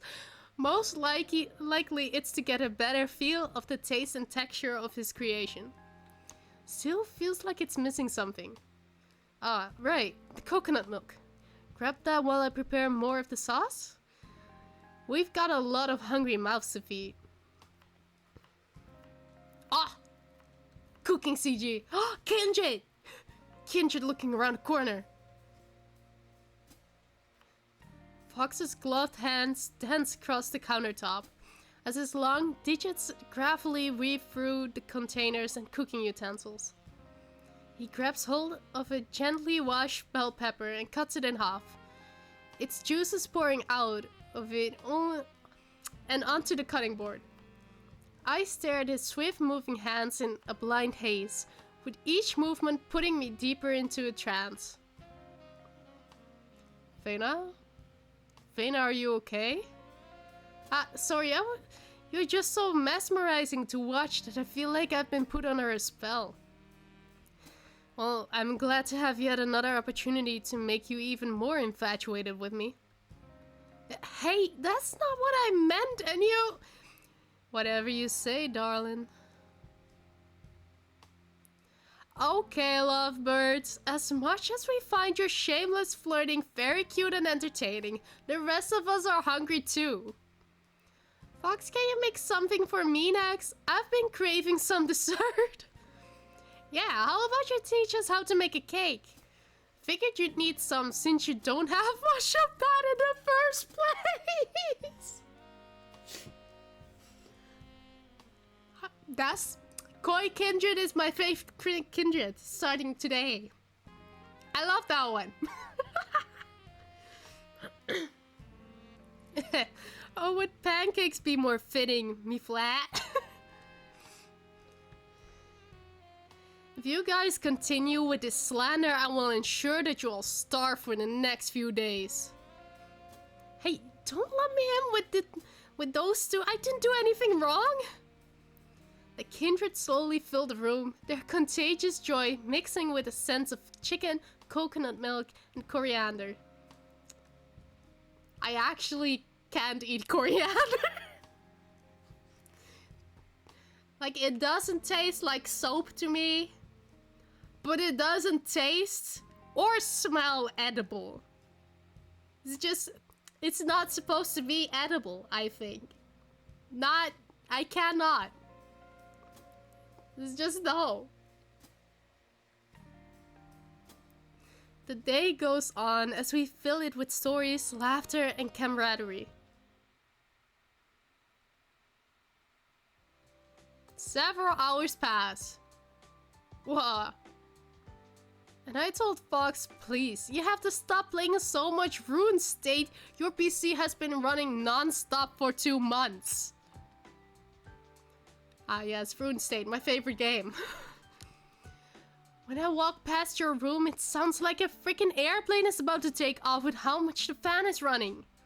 If our electric bill goes any higher, we might go bankrupt. Yeah, but you know, my lord, always gotta at least keep the fan on, otherwise it just won't feel right. If you ask me, I think it stems from his obsession with Five Nights at Fulgur's. You know how that fan's always running and can never be turned off in any of the games? Could've sworn you could turn it off in 6, but who's counting? Seeing him all excited about the games is so cute, just makes me want to give him a big ol' hug. Who would have known that Fox had such a severe Rune State addiction? Maybe it's a comfort game for him. Come to think of it, where is he? Did he leave or something? He usually would have interjected with a quick retort by now. I look around the kitchen and it occurs to me that Fox is nowhere to be found. Hey, I just remembered that I have something to take care of. Will you excuse me for a moment? You just got there, you don't know the way! Where are you going? Oh man, do you really have to? Have a drink with us. I want to get to know you more. I'm planning on making a special drink just for the occasion. I think you'll like it. Should I accept their invitation? Oh my goodness. They're so kind. What should I do? No, this is a difficult decision. Like, I wanna go look for Fox, but also these guys are so cute. I stay. Fox can take care of himself, so I decide to spend more time with the kindred. After a few rounds of drinks and an oddly cathartic incident involving someone pouring a gallon of milk into a pitcher of Pepsi. Pepsi. We all find ourselves completely wasted. Not the milk, why? Why did you have to bring the milk into this? And they just screamed like a little girl. I can't. Hey, shut up! I swear I'm never playing FNAF on VR again. You guys are the absolute worst. They throw their heads back and drink milk out of their respective shot glasses. Interesting. With all that big talk, I would have never taken you for a scaredy cat. I am not scared. In fact, I'm above horror games, which is why I simply choose not to play them. Exactly, that's me. That's just me.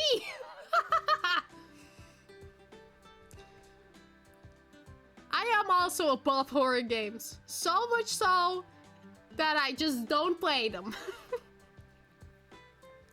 Without even flinching, Coy Kindred pours another shot of pilk and takes a swig.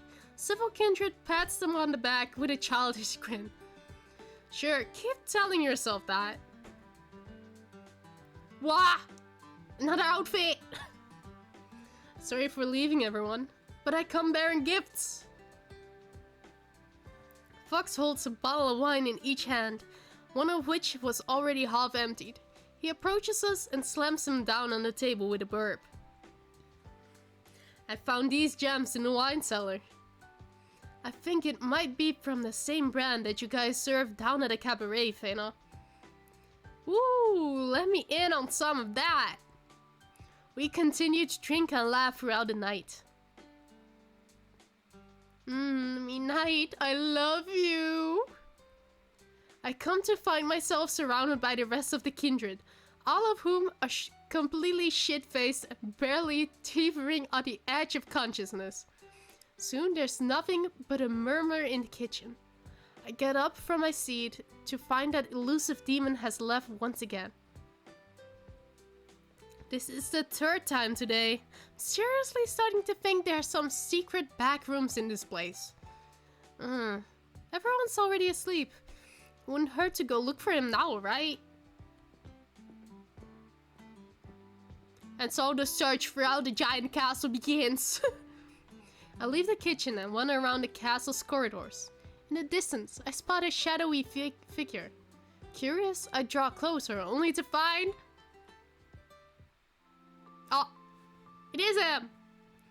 His ebony hair bathes in the moonlight's soft glow as it peers through the window beside him. The gentle breeze lifts his hair off of his shoulders, covering his face. Narrowly through the reflection of the nearly empty wine glass in his hand, I catch a glimpse of his iridescent orbs. His skin looks more pale in the moonlight, more delicate, frail. Fox? Phaenna, I didn't expect to see you here. Where are the other kindred? Completely shit-faced and soundly sleeping on the kitchen table. So, they're doing alright. He finally turns towards me to meet my gaze, his full stature coming into view. His cheeks harbor a tint of sanguine. Sanguine! How much has he had to drink? Why am I not surprised? Fox takes another sip from the wine glass, finishing the rest of its contents with ease. So, why did you leave the kitchen? Did something happen? No, not really. I suppose I just got overwhelmed and wanted to get away from it all. What do you mean? I think I'm just stressed. I'm currently working on a film, and I've been wanting to cast some of the kindred as actors. But we have so many talented recruits that it's become a harder task than I thought. Hey, why do you want to get away? I also have a meeting with the cinematographer in a week and I haven't finished my shot list yet, so that's been weighing down on me. Fox! Fox, listen to me, please. You are on vacation! You should be chillaxed and relaxing and take it easy for once. Are you okay? Not the new recruits, or your agency, or the film, or your manager, but you. Are you okay? He goes to take another sip of his wine, only to discover that it's already empty. You don't have to answer me right now. Don't want to make you do anything that you're uncomfortable with, so please let me know if I'm going too far, but I just want you to know that no matter what happens, oh no. But we all do. Not just me, it's everyone. And that was not the right answer. You always have the kindred and me. We're here to support you, Fox. We're family. Fox's face slowly melts into a soft smile, but it doesn't reach his eyes. Okay, but what if I say that I do? What if I care about you? What if it's just me? Forget about a kindred, it's just me. I care about you, and I always will. Fox? Look at him, not knowing what position to take. Do I cross my arms? Do I hold it at my side? I don't know anymore.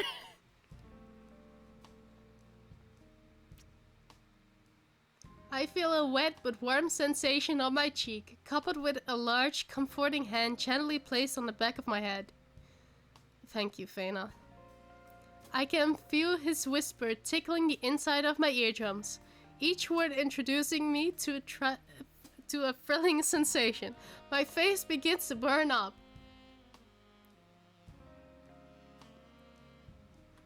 Lol, you said the F word. Did I?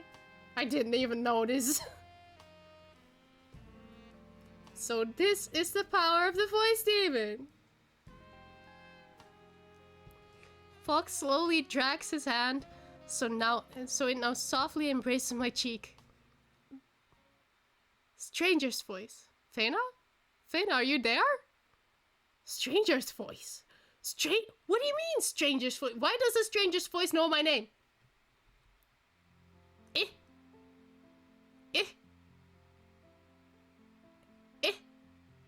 Dare. Who is that? Turn around to find a man with sly eyes and yellow horns standing before me. I turn back around to find that Fox has disappeared. Again. What? F for family? Yeah. Ah, I see. Oh my god, that's Onigiri! This is a design from the game present memories of our boy Onigiri. Wah! My name is Onigiri. I'll be showing you to your room. Follow me. Onigiri leads me down the long corridor to my room. We walk in comfortable silence until we reach our destination. Onigiri graciously opens the door for me. I smile and quietly thank him as I move to enter the room. It doesn't take more than a few steps for me to freeze and gape at the scene I'm introduced to. Wait! That's my room! That's my house! The room is identical to the one I live in with my roommate. Right down to the posters on the wall. Is my roommate here? This is... My lord specifically asked me to make sure you felt comfortable here at Akuma Castle. And what better way to do that than with a home away from home? It's a bit... How did you even... I have my ways, and I like to be thorough when it comes to my duties. I am both flabbergasted and impressed by Onigiri's attention to detail. It's obvious this isn't as simple a copy and paste. Each item has been selected and placed with great care and consideration for the person who would be staying in it. My mouth unwittingly curves into a gleeful grin. You did an amazing job with this. This really does feel like home. Thank you so much for your efforts. Please extend my thanks to Fox and the rest of the kindred as well. It's kinda creepy though, but okay. Onigiri nods with approval, clearly pleased with the results of his handiwork. But the mirth in his eyes soon turns downcast at the mention of his lord. Fox is under a lot of pressure, you know. From the agency, his new film, the press, everyone and everything, really. I worry about him. All of us do. But when you came around, he became much more at ease. He's been happy.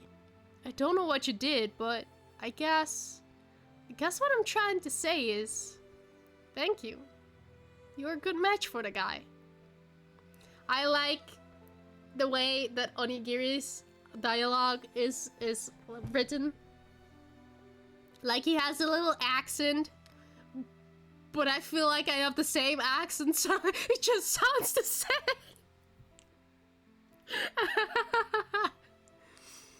I slapped my hands onto my cheeks out of reflex, despite my blush being well masked by the darkness in the hallway. Good match for him. What did Onigiri mean by that? I'll take my leave here. Have a good night, Phaenna. Good night, Onigiri. Before I know it, he has already disappeared. I enter my room and get ready for bed. What? Oh no! It's been so long since the connection failed.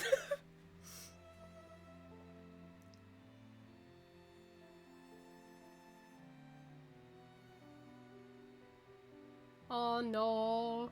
Please reconnect.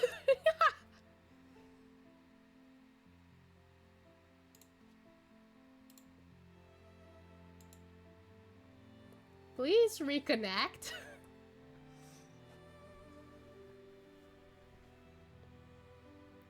Well, I tried to fix this. We're back. We're back. Okay. He's a 10, but his interior design is uncanny. Yeah, he's still a 10 though. He's still a 10. It's kind of creepy, but I mean, he's not wrong. This is great interior design, if I do say so myself. Before I know it, he has already disappeared. I enter my room and get ready for bed, preparing myself for what will surely be a peaceful night. Chapter 6, all in. We're going all in, maybe. My groggy eyes slowly open to an oddly familiar room. It takes me a while to adjust and get my bearings to this new space, but the reality of the situation soon dawns on me. That's right, I'm staying at Akuma Castle for the next couple days. Sure doesn't feel like that. Sometimes I forget for a moment that I'm not actually at home. I still can't get over how they managed to make this place look exactly like my actual room. As I let out a yawn and a stretch, a knock on the door draws my attention. Phaenna? Hey, Phaenna, are you awake? I yell out an affirmative grunt and tell them the door's open. Hey, Phaenna, breakfast is ready. Good morning, I'll be down in a minute. Well, hurry up because the others like to sneak in seconds. I'll leave you to it. Without a moment to waste, I throw the twisted blankets off of my body and tidy up so I don't look like I just rolled out of bed. I open the door and dart down the staircase. After the feast that was yesterday's dinner, I can't wait to see what Fox has planned for the morning. In fact, this entire day is bound to be full of surprises. I make a beeline for the kitchen to find a handful of kindred crowding the kitchen doorway. Let's everyone do it! Shh! Doesn't take me long to figure out just what they were all oogling at. Fox is meticulously chopping at vegetables like bell peppers, potatoes, and mushrooms. Sorry. Wow, he's really in the zone with a knife. That's our lord for you. Come on, let's go take our seats. I follow the kindred to a giant table with more chairs than I can count. I don't think a single person would feel left out if they all have a meal here. After a few more theatrical stunts and sizzles with the frying pan, Fox raises a hand and asks some of the kindred to start passing plates around the table. As enticing as the food in front of me is, my eyes seek out Fox, who seems to be working somberly behind the kitchen counter. He starts scrubbing the frying pan in the sink under some hot water, his peach eyes focusing intently on the task at hand. I decide to go check on him. He jolts when I put a hand on his shoulder. What? Phaenna, good morning. Remember to eat your food before it gets cold. Well, by that logic, you should be eating something too. Why don't you come and join us, Fox? Don't worry, I'll be alright, Phaenna. Although I might need help drying off all these dishes. Care to lend me a hand? Of course! Of course I'll give you a hand. Since you asked. Sure. Well, the sooner he gets this done, the sooner he can eat with us. And food is important, so you should eat. You should eat as soon as possible, so we'll help. I like food. Grinning, I grab a dish towel and start drying the kitchenware. Our movements became autonomous. I got it. As we seem to work in unison for a seemingly menial task. I can see the gratitude on the demon's face as I dry the last dish. Thank you, Phaenna. It's pretty hard to get me started on a task, so it means a lot that you're giving me the motivation I need to get it done. Ask me to beat Sekiro and I could do it in a heartbeat though. Yeah, Sekiro, my favorite game. My other favorite game. Of course, Fox, happy to help. It's only then I notice that Fox's eyes look forlorn. My mind races over the infinite possibilities of what could possibly be going through that demon's head. In a sudden moment of clarity, I managed to pull him aside by the kitchen doorway. Hey, did something happen after last night? Usually you have a lot more to say. Ah, Phaenna, have you been keeping an eye on me? That's cute. He pats my head with a soft smile. Only then do I notice the bags that loom under his eyes. Did he sleep at all last night? No need to worry your pretty little head about it. Do you understand? I'm still not convinced.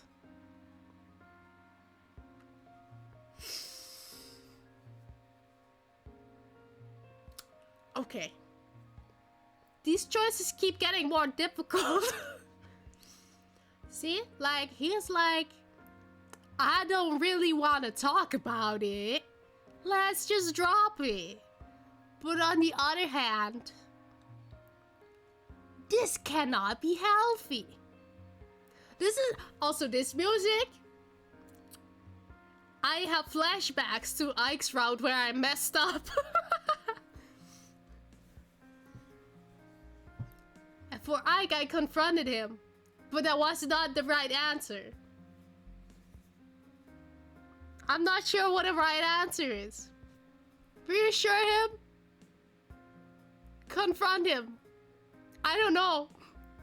We can roll back, it's fine, okay? Let's reassure him. It was the right answer. My man's just like Ike. I understand, but I'm just gonna remind you that I'm here for you if you need me. Absolutely anytime. You mean a lot to me, and I want to be there for you whenever I can. But I don't want to force you to do anything either. So if you change your mind and you do want to talk, I'm always here. His eyes attempt to meet mine, but they still seem to look past me. Something shifts in him, something that I can't quite place. A chill rolls down my spine as his eyes quickly widen. You'll have to excuse me, Phaenna. Just remembered something important I needed to do. You need to eat food is what you need to do. Food is important. He takes off past me without another word. One of the kindred walks up to me. I'm sorry, Phaenna. It's not your fault. He gets like this sometimes. When someone leaves or when a new kindred comes to join the agency. I'm fine. I just hope he's alright. He will be. One of the kindred runs from the dining table to meet us at the kitchen doorway. Hey, Phaenna, do you know where Fox went? I'm still hungry. I'm not... He had an emergency meeting to attend to. He's meeting with the casting director for the new film he's working on. My lord has been quite busy these days. Oh, right. Well, I won't bug him then. The chill kindred skips back to the table, with the civil kindred walking behind them. Huh, what was that about? With breakfast out of the way, the kindred and I clean up the kitchen and go our separate ways. I'm now left to my own devices. Castle exploration time? I wonder if there's anything to do around here. Maybe there's a library or a theater or even an arcade? I can't believe you! I pick up in pace in order to find the source of the shouting. Is there ever a moment of peace and quiet in this castle? In the distance, I see an open door, sunlight softly peering out of it. Hey, it's not my fault you don't know the stacking rule. There's no such thing as a stacking rule! Yes there is! If someone puts down a draw 2 and the next player has a draw 2, they can stack it. And it keeps going until the next player runs out. They're playing Uno. Listen, I may be a cutthroat and ruthless Uno's player, but I have some morals. Unlike a certain someone over here who started making up a bunch of rules. Right?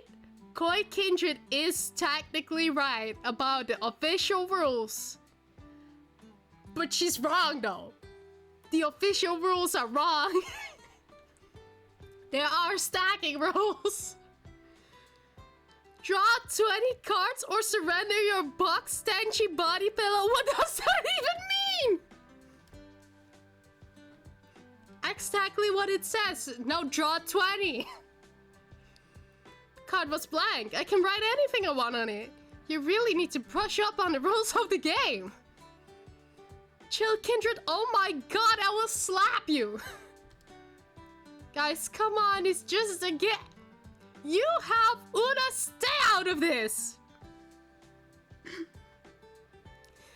It's at that moment I realized it was time for me to leave. For now, I've seen everything. Wait, Phaenna, please stay. You're the only one here who hasn't lost their marbles yet. Yeah, I noticed. Hey, rude. Insane doesn't mean deaf, you jerk. What are you guys even playing? Unas, but honestly, I want out. Isn't that a 4-player game?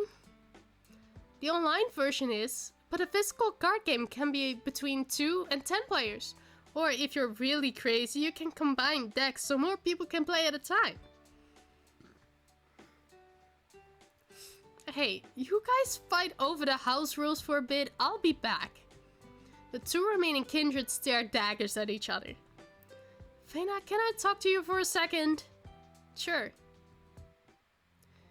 They motion for me to follow them as they walk down a path away from the fighting kindred.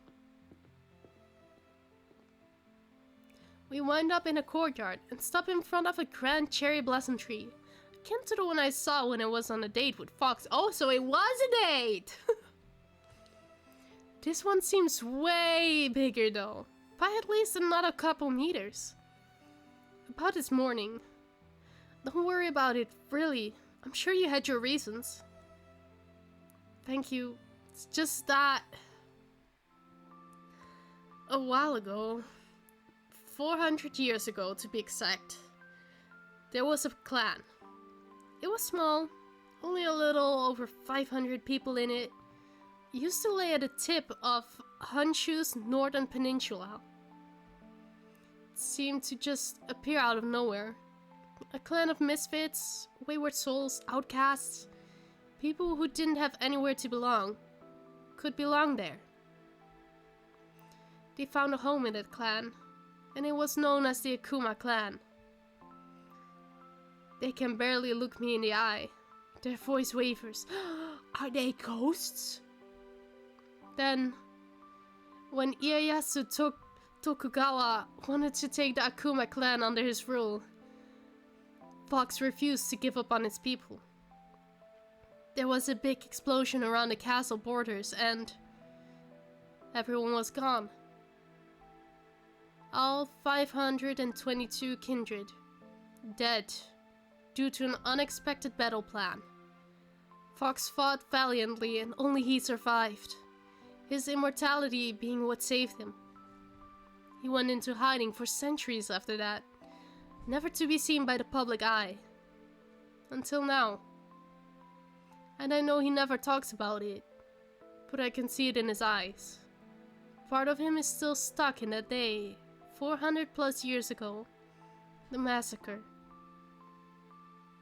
Do the other kindred know about this? No. Fox only told the older recruits, like me. After a while, he stopped telling the story. As new recruits come and go, I don't know the full story, but I'd imagine it takes a toll on him. I see.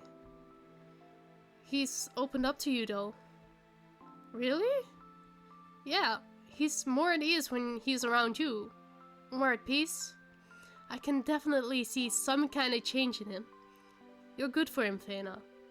You really are. Thank you. I'll do my best to support him. I hope so. For our sakes. And for his. Hey, Sif? They jolt at a sudden touch of the Koi kindred's hand on their shoulder. What is it? Jill insists we play with the 7-0 rule, and I keep telling them that's just in the online version. House rule, Koi. How many more times do I have to explain it to you? You're not getting it. God damn it. I need to make sure these two don't kill each other. Was nice talking with you, Phaenna. I give the civil kindred a sympathetic wave as I watch them herd their rabbit friends into the kitchen. I take in the grandiose of the bittersweet scenery before me. One of heartache, but also of new beginnings. I continue to wander around Akuma Castle alone, as most of the kindred are outside, or doing work in their own pockets of the castle. Though it is bustling and full of life in its own right, I can't help but feel lonely as I traverse through the empty halls. Each one of my footsteps reverberate through the walls as I walk aimlessly. I got it in one go this time! In its solitude, these halls begin to take on their own meaning, their own form of isolation. As I turn the corner, something crashes into me full force, knocking me off my feet. Or rather, someone. Oh, Onigiri! Phaenna, are you okay? Don't worry, I gotcha. He bends down and offers his hand, which I graciously accept. Well, speak of the devil. Close, but not quite. Well, regardless, I'm sorry about that. Thanks for helping me up. Don't worry about it. Well, I best get going. Wait, I haven't seen Fox since this morning. Is he alright? Last I seen of him, he was in his office. The yokai's eyes darken for a moment, appearing to be deep in thought. Then, they starkly brighten as if nothing ever happened. You know what? You should go pay him a visit, and bring him something to eat while you're at it. If I'm not watching over him like a hawk, that demon will sit at his desk and work his fingers to the bone till they turn to dust. Will do. Thanks, Onigiri. Pleasure's all mine, Phaenna. A man in uniform comes around the corner and whispers something in Onigiri's ear. His expression twists to that of discontent at whatever it was he had to say. Who's this mad? What's happening? I gotta go, Phaenna. I'll catch you later. As I venture through the seemingly endless corridors, I notice a dim light peeking through a slit in the distance. I walk up to the door, holding some snacks and water from the kitchen. Fox? Hello? I brought some snacks. No response. Still no response. I hesitate for a moment before checking the doorknob. It's unlocked. Well, there's only one option. What am I supposed to do? Go inside. Fox? Gonna come in, okay? I open the door to the office, only to find Fox asleep at his desk. The lamp beside him is still running, but the rest of the room is cloaked in darkness. A twinge of guilt pinches at my heart. I could have woken him up. Carefully maneuvering around the randomly strewn items around the office, I tiptoe to his desk.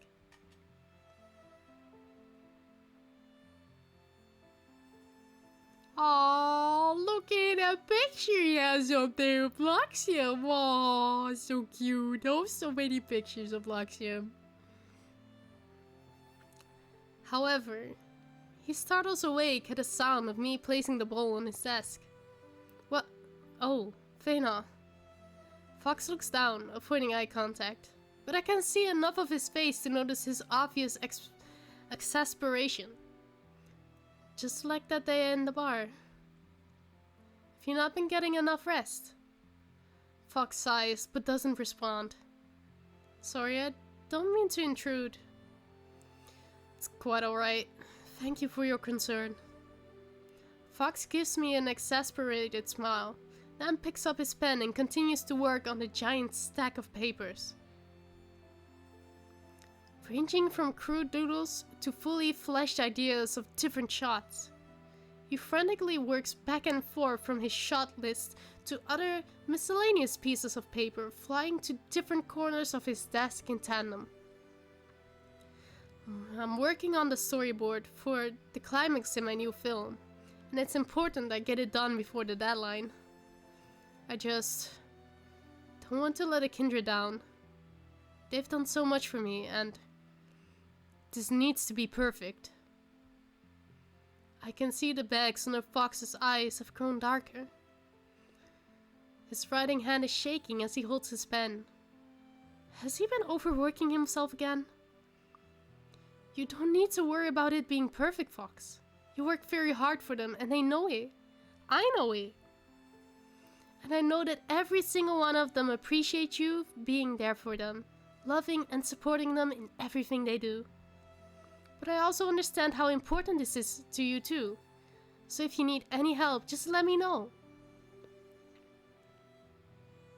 Nah, sweaty boy. Hello, welcome back, gentleman. How was work? Are you on break again or are you free this time? Are you off work? I may not know a thing about filmmaking or storyboarding, but I've been told I can draw a pretty mean stick figure. He chuckles, amused by my last statement. Thanks, I'll keep that in mind, darling.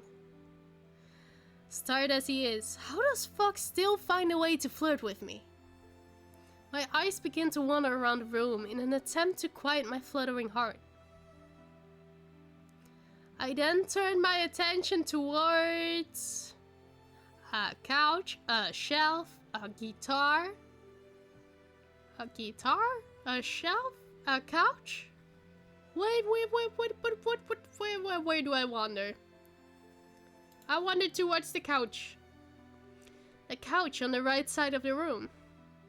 Clothes and papers are strewn about on the couch and floor, which drew more attention to the giant lump covered by a soft blanket in the center of it. Has he been sleeping in his office? I begin picking up some of the loose articles of clothing around the couch and start folding them up. I may not be able to help much, but maybe tidying up the place might bring him a little bit of relief. I finally make my way to the big clump resting in the middle of the couch. I rip off the blanket and then... Wait, Phaenna, don't touch that! Pile. Oops. Papers everywhere. Fox makes a sorry attempt to hold in his laughter as I look down at the mess I made in the feed. All that hard work only for it to be all gone in an instant. Fox stands up from his desk. Nah, just getting some different tools from the garage. I do concrete finishing, and after we've been going all day, someone drove through the country. Concrete, this sucks. Oh, I can't imagine what that must feel like. Oh, that must suck so bad. Oh my god.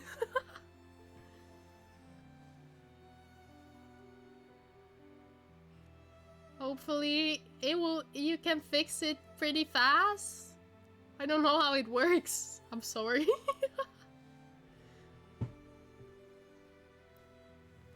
Don't worry about it too much. My couch setup was a disaster waiting to happen anyways. Here, I'll help you clean up. He comes out from around his desk and crouches down beside me to start picking up the papers. I crouch down to meet him. I begin to chip away at a task until I feel a warm sensation on my hand. Sorry about that. No trouble at all. His laugh raises the hairs of the back of my neck, causing me to shiver. His large hands graze mine while we pick up the remaining pieces off of the ground. I try to look somewhere, anywhere, other than his direction for fear of spontaneously combusting out of embarrassment. You have to get it fixed before it finishes drying, or else it'll be like that forever. Have fun. Oh no. Good luck fixing it. And thank you. My attention is then drawn to the piece of paper in my hand, tainted with lingering reminiscence of his touch. A crude doodle in the upper right-hand corner of the paper catches my eye. I then turn my— oh, I can look at everything. Turn my attention towards the shelf of knickknacks behind his desk. My body slowly drifts to the shelf, adorned with little trinkets and keepsakes from Fox's various adventures. My eyes are drawn towards— oh my god, there's so many choices. A photo book. Let me see pictures. Small leather-bound photo book. I open the book to the first page to find a portrait of 3 demons. A woman with silky black hair, a man with a stoic face, and a little boy. Ah, Fox. Is this your family? It's— ah, you found my photo book. I remember sitting still for that portrait. It felt like hell. I continued to flip through the pages. A white-haired man that looked eerily like Fox, Onigiri in his demon form, Baba wearing sunglasses on the beach, and— wait, what? Fox. Fox, is that a mullet? Offensive neon colors, crop tops, and ill-fitted bell-bottoms plague my vision, and to top it all off, was this monstrosity. And this was no ordinary mullet either. This was the magnum opus of mullets, a mega mullet. I would have never thought that I would ever see Fox in such a state. But before I can give him the masterclass roast that the demon so desperately deserves, the photo book is frantically snatched from my hands. Fox rips the page out, shreds it apart, and throws it in the trash.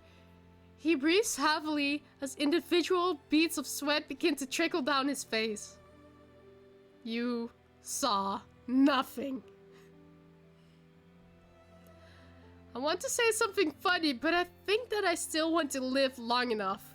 I'll roast him another day. I give him a slight nod while desperately trying to contain my laughter. The demon then returns to his desk. I told Onigiri to burn that years ago. Oh my god, there's still more to look at. A knife. What you got there? A knife! No! A sleek, all-black knife. I carefully pick it up. For a second, I really thought he was gonna say, what you got there?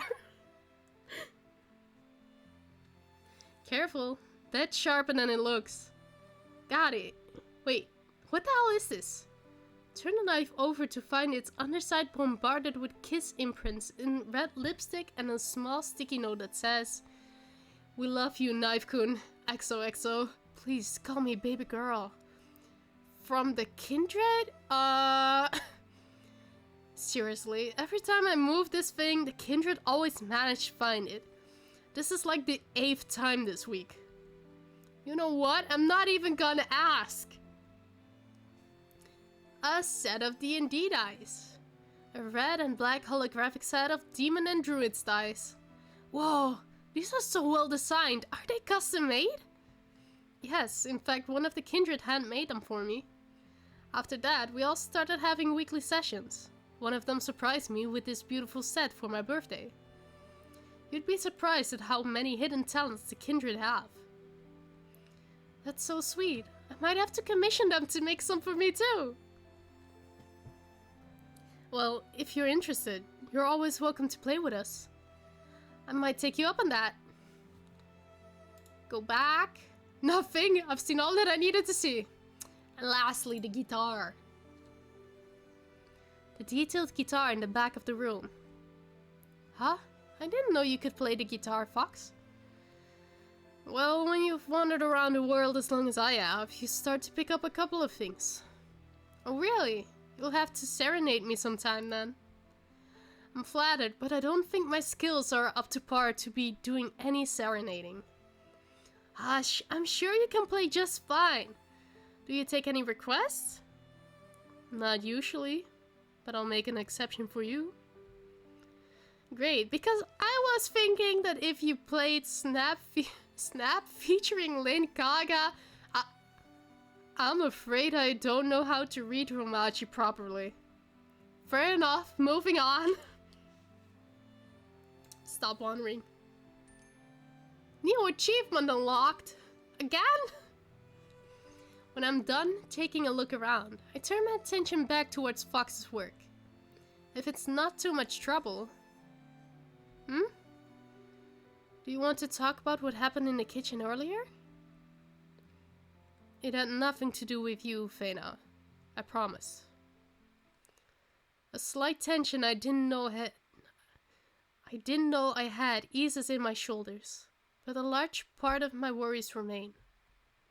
Well, what is it then? Can you close the door? I do as he asks, and then turn back towards him. Oh no! He's so tired! There's a long pause as I wait for him to say something before attempting to break the silence. Won't the lamp get hot? It's fine. He's avoiding the subject. I don't want to force him to talk if he doesn't want to, but if he's beating himself up this much about it... No, it's not my place to say this, but I can tell something's bothering you. I'm not doing much today. I'd happily lend you an ear. It's just... I can't stand seeing the kindred in pain. In this line of work, especially where they want to do their best just to make me proud. It breaks my heart to see them suffering through it. They work so hard only for it to blow up in their face. What? Because they didn't do it right the first time? Those vultures, those critics, are coming after them like it's a fucking thing to do. And as their lord, it's my duty to protect them. I fear I haven't been doing that for them. And then the other night, Have any of the kindred told you about my past? They said that you left Japan years ago after your first clan was destroyed. Yes. Leading a clan had been my dream for as long as I can remember. Over 400 years ago, I was able to gather a few people and do just that. They were refugees from the warring states. We managed to carve out an existence near the coast. Then that bloody shogunate came and took my family away from me. Fox's voice cracks as he struggles to hold back tears of frustration. They slaughtered everyone. Nobody was safe. Women, children, families. Anyone who was spared from their blades. The flames from their explosion weren't the type to discriminate. Their numbers were far too great. Their weapons and armor far more powerful. The most I could do was fend them off to the best of my abilities. I remember backing up to the peak of Hanchu, only to find my initial demise there. And the other night, I had a dream where I lost everything again. I failed them again. I can't get their screams out of my head. It's as though a dam has been broken. Tears flowing down his face, and his body shakes with every sob. Fox startles when I hug him, but slowly relaxes and leans into me. He eventually wraps his arms around me as well. I don't want to feel them again, Phaenna. I can't! You won't. It's gonna be okay. What happened back then isn't your fault. I'm sure they wouldn't want you to put all the blame on yourself. He cries for a while, finally letting the emotions he's been holding in spilling out. When his sobs quiet down, I let go to get a better look at him. I didn't want the clan to see me like this. Kind of relieved that you were not one of them. I can't begin to imagine how they'd react to all this. How overwhelmed they might feel. I cup his porcelain cheeks and watch as his pink gold eyes widen when he realizes how close I am to him. Listen to me. You shouldn't have to hide. The kindred love you, Fox. They won't judge you for having doubts or for being vulnerable. They don't think any less of you for it.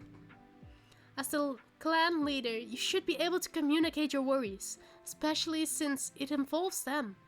I know they'll listen to you. And they understand your love and the sacrifices you make for them. I know they'd be glad to support you through this. The same goes for me. So please, don't bottle everything up like this. It's okay to put your faith in others. Never forget that. I put my forward to his. I hear his breath hitch between his lips, and I can't help but smile. I don't think he and I could be any more on the same wavelength if we tried. This feels right. Being here for him feels right.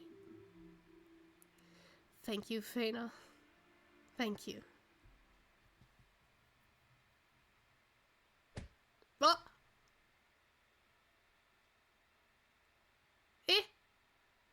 What?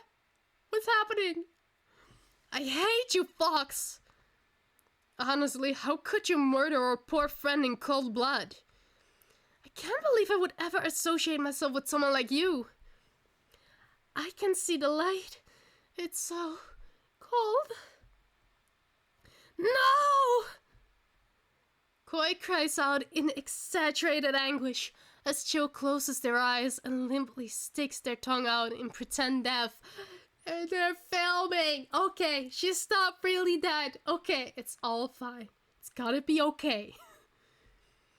Across the board, Fox sighs. For the last goddamn time, if you, a level 2 bard, decide to rush into the battlefield against a big bad evil guy with no armor, I thought it'd be funny, and it totally was. Then don't be surprised when you get one-shot by a low-level minion. Besides, you aren't dead yet, you're unconscious. You just have to successfully get through your saving throws, and then you'll be back in no time. Don't worry, Chill. I can heal you with Cure Wounds, and you'll get all your HP back again. It's only right for me to help you out as this party's resident cleric. Not that they had much HP to begin with. I heard that. Now let me roll. Civil rolls the dice in their hands first. Then they let them fall to the board. I got a nat 1. So much for that. Guess I'll die. It's cool though, cause now I have more time to eat my snacks. Fox, where did you put my caramel candy? Hey guys, I got this. This battle will be over before you know it. Oh god, please no, not again. Quite every time you do anything in this game, it never has anything to do with the party's actual objective. Which, granted, is hilarious. But I also kinda want to fully play through one of Fox's stories for once in my life. Hey guys. Trust me. I'm taking it seriously this time. I'm going to be pulling out my trump card. Really? Yes, really. Are you sure? Probably? Because if you pull any weird stunt, I will off your character for the remainder of the campaign. Hey, have a little faith in me, guys. I share an incredulous look with Fox and the others. Civil just shrugs, relenting, to which Coil lights up, squaring their shoulders and seemingly preparing to say something big. Alright then, go ahead. I call out, the Red-Eyes Black Dragon. That's it, I'm leaving. Not this shit again.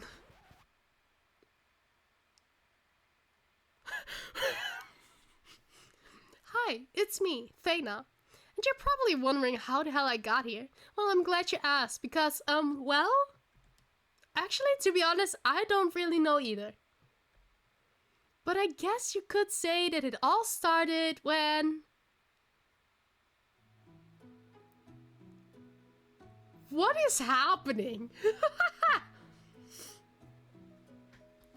These past few days have been a blast, Phaenna. Sorry I couldn't spend them with you for long. It's no trouble, Onigiri. Something tells me I'll be seeing more of you in the future, though. Well, I'm sure looking forward to it. I'll get your stuff packed, so you just have as much fun as you can till you gotta leave. Thank you so much, Onigiri. Don't sweat it. It's another wonderful day at Akuma Castle. Things are looking up since the events of last night. Fox clung to me for quite a while yesterday, but I don't mind. He's finally becoming more comfortable with opening up with others, and I think our relationship is taking a turn for the better. And besides, who knew he could be so cute? Hello, Phaenna. Speak of the devil. Oh, hey, Fox. I didn't see you coming. You scared me for a second. Seriously, where did he come from? People keep on appearing and disappearing in this castle. How does this keep happening? I'm sorry. I didn't mean to startle you. No, please. Don't worry about it. What can I help you with? Well, as you may know, the Kindred and I are currently in the middle of a Demons and Druids campaign. Oh yeah, I remember you telling me about that back in the office yesterday. Right. I'm glad you remember. Were his cheeks always that red? Or is that just my imagination? Well, we're having a game session in the kitchen at noon. I was wondering if you wanted to join in for a one-shot before you left? Really? Are you sure I won't mess up any party dynamics or anything? No, not at all. In fact, when I brought the idea up with the Kindred, they were ecstatic. Alright, sure, I'd love to. His face lights up with a smile brighter than the sun. Perfect. I'll handle the bulk of the prep work. I'd have to find a way to smoothly integrate your character, but don't worry, because I'm really good at that. And don't worry about the character creation either, since it's such a last minute request, I'll handle it. What class do you want to play? We already have 2 DPS and a healer, so you would probably want to tank. Oh, and if you couldn't tell, I'm the DM, which stands for Dick Mancho. Whoa, if you can read this, small kudos to you. How was your day off so far? Mine has been ASS. I woke up late and I missed the train, but it's okay because I got to work on this project. Everyone who worked on the game worked really hard, so make sure you play through all of the endings and routes, okay? Also, Fox, if you're miraculously reading this while I have the opportunity to make this look like a D&D rant, I would like to say thanks for all that you do. As a fellow neurodivergent film nerd that wants to break into the industry, it makes me happy seeing people finding their way and living their lives, you know? Gives me hope for their future. Also applying to film school and using this project in my portfolio. Ooh. So make sure to give it a good rating, alright? I pray that I get in first and foremost. But yeah. That's it. We still have a lot of space to fill, so yeah, salami. Lit.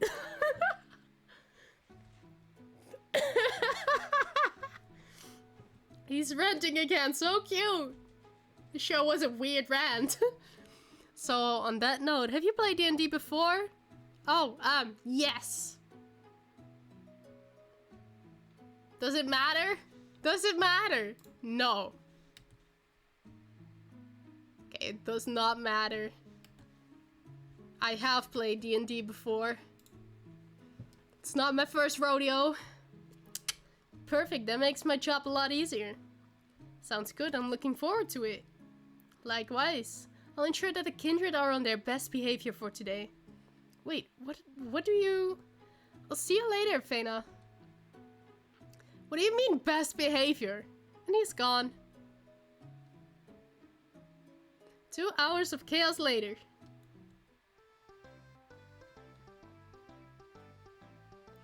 Get your grimy feet off of my counters before I make you. No, Sif is about ready to kill me. Using a kitchen chair, Civil Kindred is poking Koi Kindred, who is currently running timidly on top of the kitchen counter. Koi, I just cleaned those counters this morning, and I don't know where those feet have been. I'll never tell. Bro, can I please get my caramel candy? Been waiting a whole minute. Hey, Phaenna, hurry it up and do something, will ya? What is happening?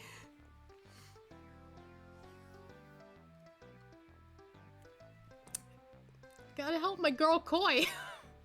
Does it matter though? That's the question.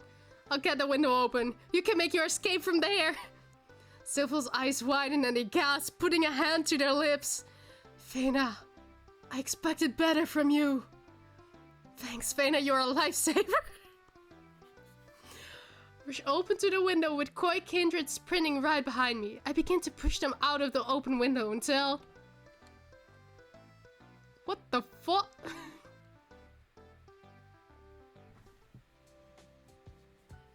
Okay, but wait, we gotta roll back though. What if we help no one? Oh my god, this is just... Which one is your favorite Kindred? Hey, chill, pass me the popcorn. Huh? Only if you promise to bring me the camera. I know, I'm grabbing it now, here you go. Toss the packet of candies to Chill, which puts a soft smile on her face. They act like I handed them something otherworldly. The two of us proceed to eat our snacks while Fox and Civil sweat at Koi, who's frantically skittering on top of the kitchen counter. Things are just about to get good when...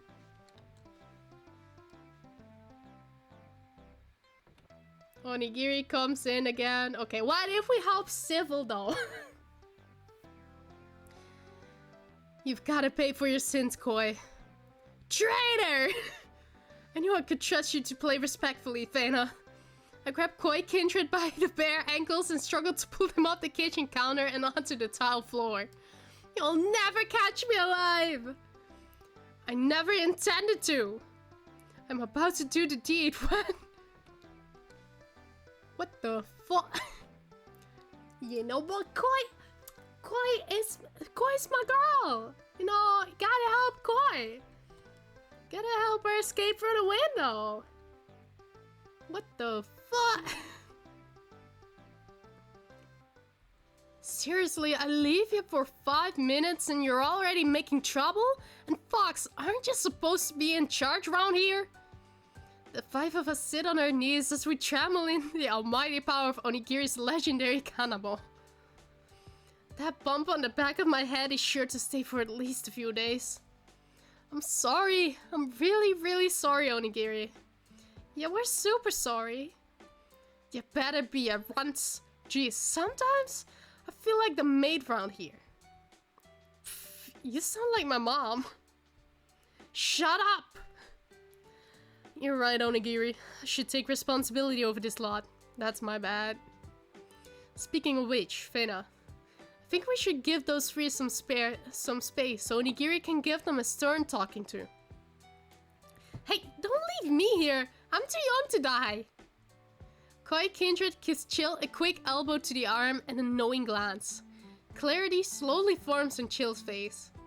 Oh! Oh! Oh my goodness! We bear the ultimate shame upon the Akuma name! Aid us in repenting for our sins! Oh, almighty Onigiri! The Chill one speaks the truth. Forgive our actions. 'Twere not but a simple lapse in judgment. A lapse in judgment? You call running on top of the kitchen counters and almost busting your head open a lapse in judgment? Verily. Lapse in brain cells maybe, sheesh. Fox stands up and suavely offers me his hand, blatantly ignoring whatever off-brand LARPing was going on behind him. May I? Turn to look at the three kindred and see the sheepish expressions on their faces. My eyes return to Fox's and a smile creeps onto my own face. Yeah, that sounds good. Lead away, my lord. I take his hand graciously and the two of us make our way out of the kitchen. When I turn my head around briefly, I see Sif giving me a thumbs up. In a whisper they cry, Kambakuma! Well, that was a close one. If we stayed in there for one more second, Onigiri would have both of our heads on a platter. Tell me about it. And at least you're a human, so Onigiri would go easy on you. He's my right-hand man for a reason, after all. Can't begin to imagine what Onigiri would be like if he didn't hold back. We both shudder at the thought. Also, I'm sorry about the whole D&D incident. I invited you to play a game, but we didn't really get to playing much of the actual game. Just a lot of yelling and screaming, and the kindred trying to murder one another. Are you kidding me? That was the most fun I've had in ages!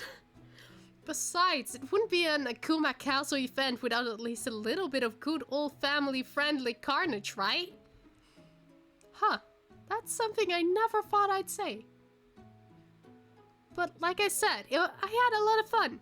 I can tell that you really love and care for each other, despite whatever weird shenanigans you get yourselves into. You've built up a beautiful family for yourself, Fox. Well, what can I say? The kindred are all very beautiful in their own special way. Feel like someone as attractive as you should know what that's like. Me? Attractive? Has he looked in the mirror? Sheesh, he's way too smooth for his own good. But we shouldn't get too sentimental, right? We just escaped from the depths of hell that is Onigiri's wrath, and I think that calls for celebration. What should we do now? Throw a parade in the light of our triumphs? Or should we run away to a faraway cabin in the woods so that he doesn't find us? Or maybe... Actually, I had something else in mind that doesn't involve going off the grid. Oh really? Do tell. We haven't had many chances to spend time together these past couple of days, so let me take you out. Just the two of us. Just the two of us. Just the two of us. So like yes, Phaenna. Like a date. A date with Fox Akuma. The tall, sexy, funny haha, charming voice demon man Fox Akuma? Phaenna, are you okay? Your face has gone red. If you're not feeling well, we can always go on a different day. Demon gently places his right hand on my forehead and cups my cheeks with his left. Seriously, are you trying to kill me? Jesus, you're burning up. Well, whose fault is that, Mr. Akuma? You really need to think twice before making someone swoon. Oh, really? Well, if it's my fault, then I'd be happy to take responsibility. Though last I checked, you were the one leaning into my hand. Touché. I grab his hand and begin to lead him towards the castle entrance, in an effort to cover up my self-made paradox. Let's just go already. Whatever you say, darling. Give me a moment to change and we'll be off. We decide to go to the cafe in town, as our separate plans to go days prior were far thwarted. Fox's Street. Surprisingly enough, the ride isn't too far away from Akuma Castle. How is that possible? I need a map. I need a map of this game, because that's not possible. Took like a couple of hours. It took like a good while to get to Akuma Castle, and it's like that cafe is like a few minutes walk from my place. How? When we finally arrive, we find that the line is a lot shorter than we were expecting. It's most likely because we were coming in a couple of hours past noon. Fox pulls the car door open for me, extends a hand, and I'm let out of his vehicle with ease. You find a place to sit. I'll place the order. Sounds good. I'll grab us a table by the window. The town is as busy as can be outside, with passerby every 30 seconds or so walking past the cafe, or entering to get a little something for themselves. Doesn't take long for Fox to return to the table I selected. There you are. Should be done in a couple of minutes or so. So, how have you been? All this time I feel like you've been the one asking me that. It's alright, Fox. I've been doing well, and I'm doing a lot better knowing that you're okay. Mr. Akuma, your order's ready! Right here, please. The coffee cups are placed before us. His is a cafe latte, while mine is a blue mountain blend with light cream and sugar. Well, you'll be heading home tonight. What are your plans afterward? You'll see more of me at a cabaret, that's for sure. Yes, of course. We've spent so much time in Akuma Castle together that I've almost forgotten about everything else. Oh, I'll never forget. Especially that one time I found you pissed drunk and slumped over a table muttering who knows why. I on a bike, that's embarrassing. Looking back on it, it was kinda cute. It's not cute. I probably made a complete another fool of myself. You reminded me of that one guy. Forson Fells, was he? Who was drunk out of his mind on that one commercial like, Maha, the French champagne. Wait, no. This is serious. This is a serious date conversation. Nothing to be laughing over. He says as he painfully, desperately, poorly attempts to hold in his laughter. I flash him a smug smile. I know exactly what you're thinking. Don't do it. He does, in fact, know exactly what I'm thinking. No. Phaenna, don't do it. Ma, the French champagne!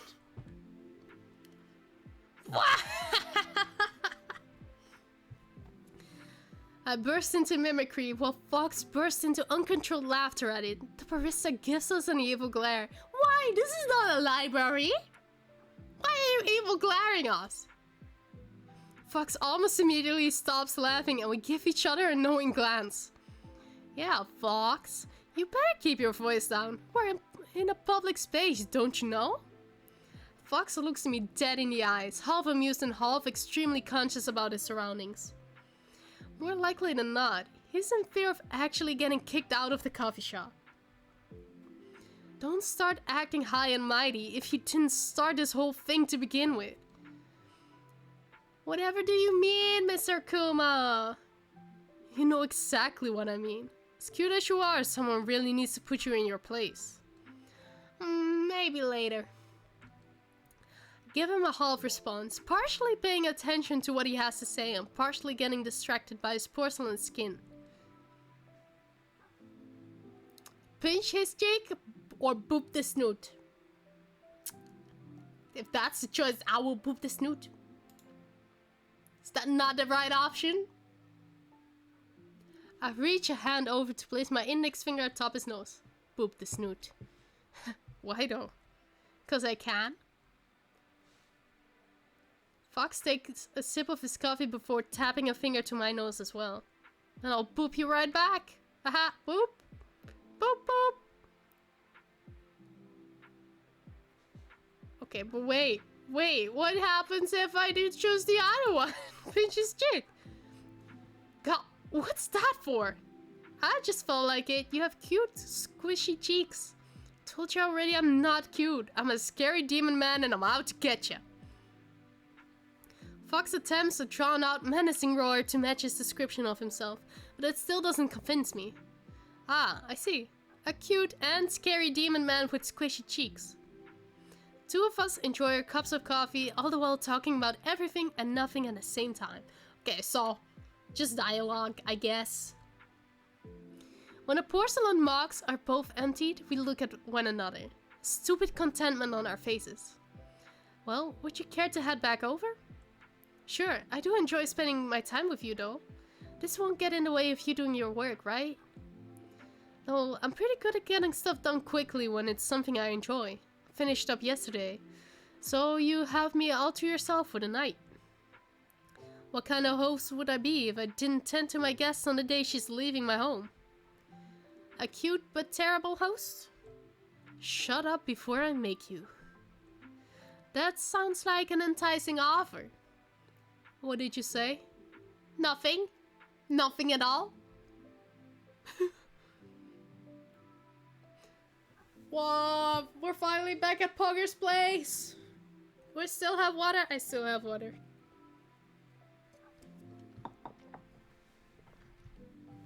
After that clean, seamless, and definitely smooth segue in conversation, the two of us make our way back to his vehicle. But what we find in the parking lot is a bit unusual. Peeking from behind the car are two sets of horns with uniquely colored hair underneath.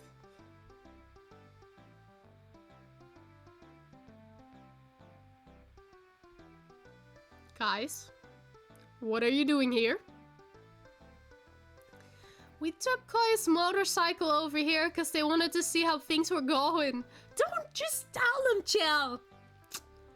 Hey, why do you feel the need to out me like that? You're the one who was worried and I could never say no to you, so I offered to take you with me. They are definitely dating. They are a couple. That's it. That's just what's happening here. I recognized his car, then it was your idea to wait here for them like a weirdo. I wanted to jump scare him, guess that didn't work. The horns kinda gave you away. Knew I should have gotten them trimmed today. Oh well. Hey, since we're all here though, wanna grab a bite to eat? I'll treat us to some crabs. Oh, that sounds lovely, let's do that! Food! These people know exactly how to get me to like them more. Just more food. I want extra bananas. I'll pass on the bananas. Do they have strawberry and cream ones though? I'll do you one better. A strawberry and blueberry crepe with jam.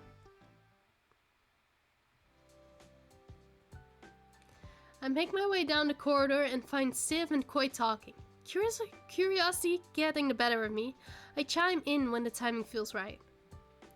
I just don't know if it's even our place to ask. Sorry to interrupt, but ask what? Hey Phaenna, so weird we keep running into each other, huh? Not that I mind. I didn't think much of it until you lampshaded it like that. But anyway, what were you two planning on asking? Fox, I can only assume? Well, we wanted to ask Fox if we'd be seeing more of you after you leave, because we've really been enjoying the time we've spent with you. I just can't bring myself to tell him, not right now anyway. What do you mean by right now? They point at a window behind us, where the massive sakura tree is ever tall and sturdy, with lanterns hung high above. That's where my lord usually goes to relax and to reflect on everything. You can only imagine my reluctance to disturb him. Yeah, but maybe Phaenna here is the exception. His eyes sparkle when he looks our way. You guys know you won't need to ask that kind of question, right? Of course I have plans to come back and visit. You can always visit me at work or at my apartment, just so long as you don't go causing as much mischief as you did earlier today. Oh, what? But I like mischief! But hey, do you really mean it, Phaenna? You'll really have us? Absolutely. You guys are my friends, after all. Koi begins to shift in their place, and something resembling a somewhat sincere smile begins to creep onto their face. Oh, my bestie. Koi, my bestie. Alright, bring it on, you softies. Group hug. The three of us encircle one another in warm embrace. But now that I think about it, he must have been out there for some time now. Do you suppose he's working out there? Well, only one way to find out. Isn't it right, Phaenna? You should go to him. When I step outside to the Akuma Castle garden, I'm immediately greeted by the soft sound of a guitar. Shit, how did that one part go? Is it because of the serenading? The voice seems to be having a bit of trouble, and then repeats the chord progression. Both the voice and the music get louder the closer I get to the tree. Fox? Fox lifts his head up at the sound of my voice. Phaenna, hi, you weren't supposed to hear this yet. Eh? Well, what are you up to? Practicing, but since you're here, I suppose you might as well have a seat and listen to me. I've always wanted to perform this song, but I can't get some of the chord transitions quite right. Well, even if you can't, I still want to hear it. I'm sure you're fine.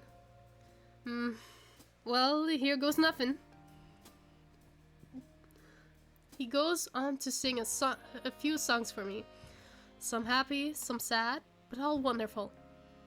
His beautiful voice leaves me in a mystical trance, and anything he does fails to pull me out of it. I applaud each of the covers he does. I think that's about enough for today, though. Bravo! That was beautiful, Fox! Oh, don't flatter me. If anything, I still have a long way to go. Hush and take the compliment. You're a lot more amazing than you realize, you know? Don't be so hard on yourself. A surprised blush paints Fox's cheeks, and a smile seamlessly forms on his lips. And if you ever need a reminder of how incredible you are, you know who to call, alright? And if you still don't listen to me, then I'll bite you. Oh really? Such an enticing offer only makes me want to mess with you a little more.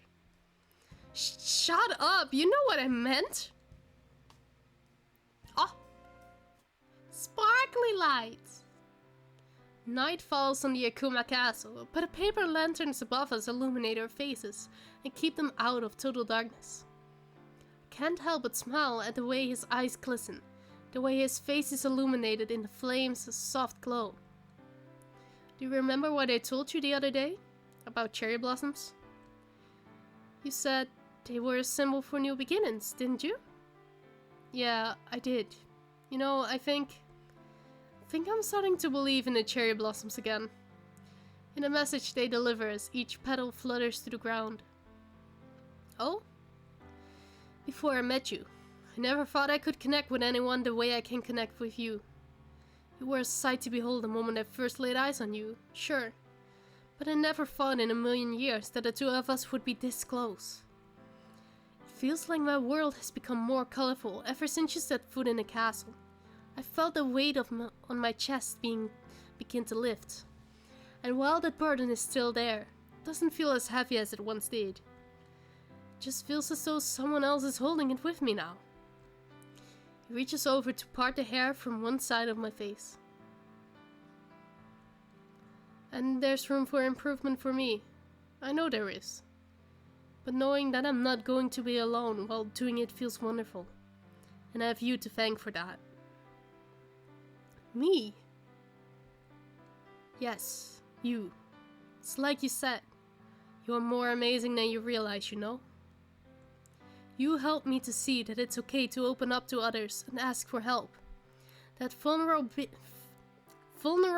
doesn't equate to weakness.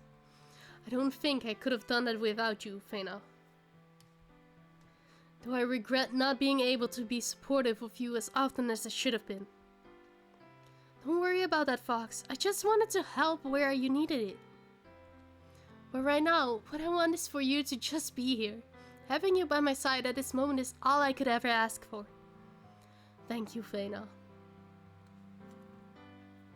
Oh, look at how cute they are. Look at how adorable. Did any of the kindred tell you to look up at the night sky here at the castle? No, I don't think they did. No better time to do it. The stars shine so much brighter here because Akuma Castle is so remote from the main city. The smog and light pollution that invades the skies don't reach us here. So every night, you'll find a sparkling night sky to let your mind wander through. I rest my head on his shoulder, smile unwavering. Almost like fireflies, the stars flicker in and out of sight, as if they are speaking to one another. Wow, it's beautiful, right? This really is something special, Fox. Just like you. No, I think out of everyone here. Hey, what did we say about taking compliments? I might need to hear it a few times before I can believe in myself. You're special to me. You're special to me? Don't wear it out there, Phaenna. Otherwise I'll never believe you. Alright, fine. One more time. Yeah, alright, you big softy. You're special to me. Close your eyes for me. Oh my goodness! Oh my goodness! I feel a warm hand cup my cheek, a longing sensation that melts into my skin. His hand slides down towards my ear to intertwine itself in my hair as he draws closer. It's quiet enough for me to hear the soft hitches in his breath, or racing heartbeats, or perhaps it is the whisperings of the night sky. Though I cannot see him, I lean in closer.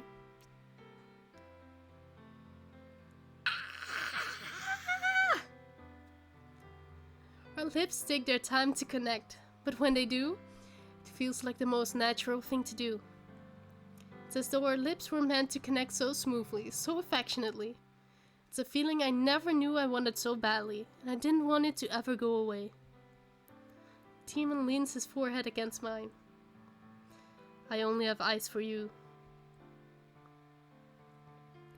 I open my eyes and place my head back on Fox's shoulder, in an attempt to cover my flushed face.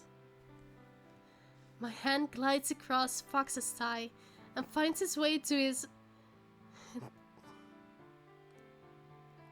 as we interlock our fingers, okay. And you. Is that it? Oh! Oh my god, we're back at the cabaret and they're all in casual clothes. Wow! So, that one's Black Rockstar, a bottle of Hatcher's Gaze, a neon bottle of Vodka Rider, a Budweiser, uncracked, and a glass of sparkling water. The sparkling water is for Shu, isn't it? Anything else I can get you, gentlemen? I think we're all good here, Phaenna. Thank you again for serving us tonight. The pleasure's all mine.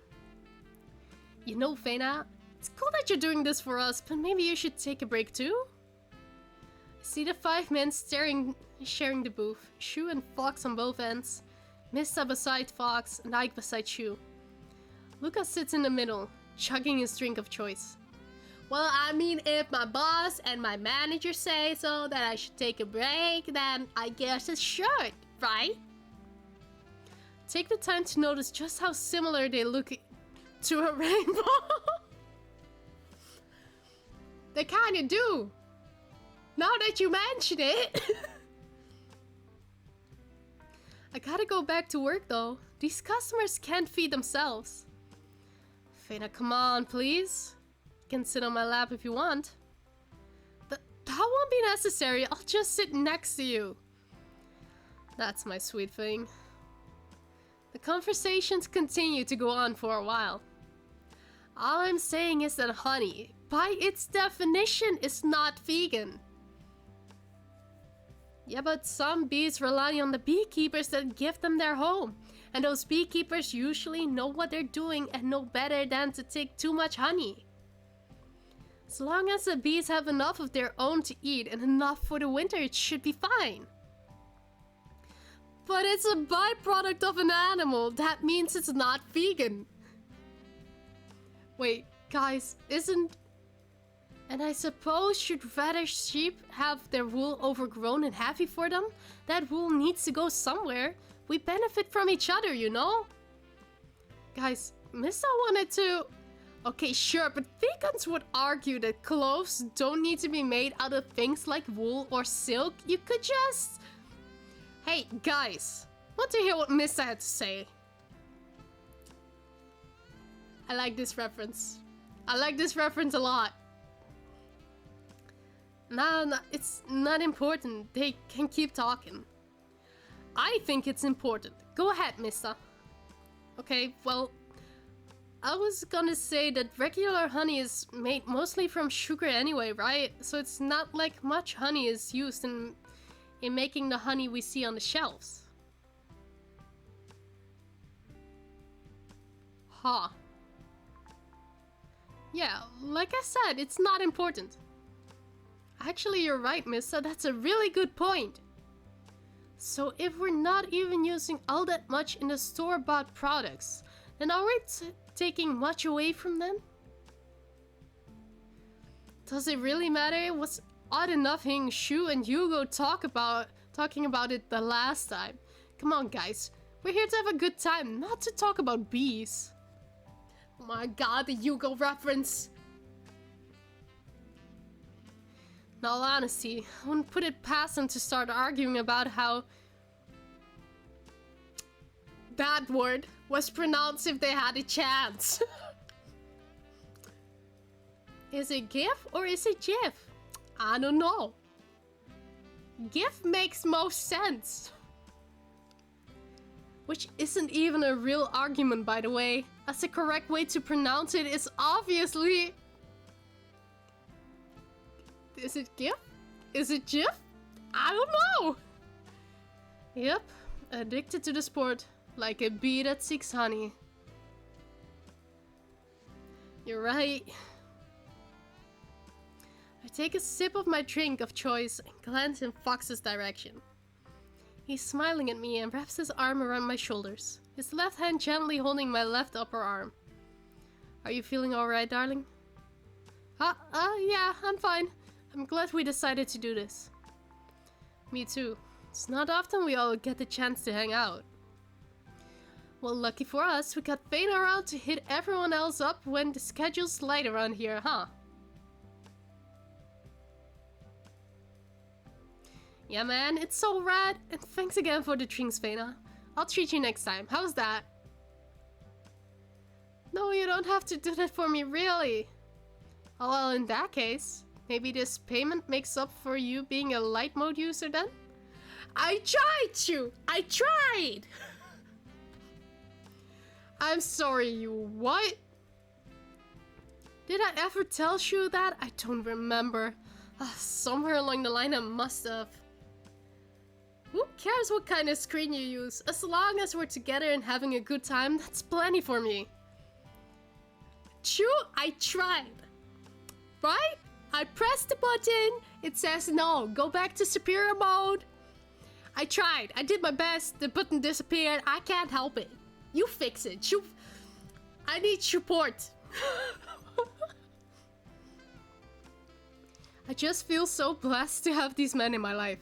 And no matter where the journey takes me, I know that I can look forward to the warm smiles on each of their faces.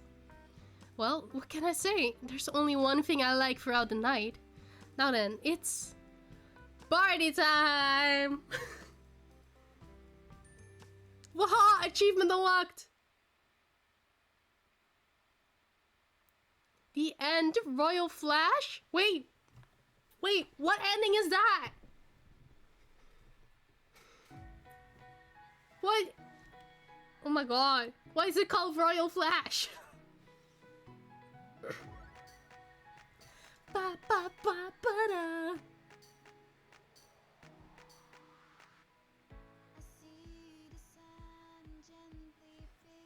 Okay.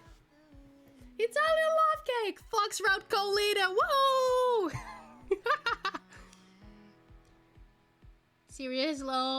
Seriously though, thank you everyone for making this game. I will soon get to Lucas' route, I promise. I will do it. I will do it. Oh, Pomu. I miss Pomu. Oh well.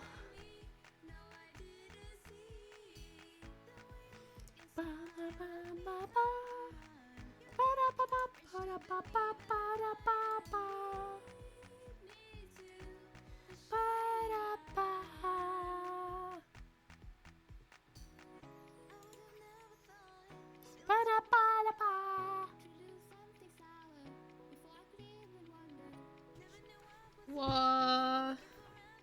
Look at all these people who worked on it. There's so many of them.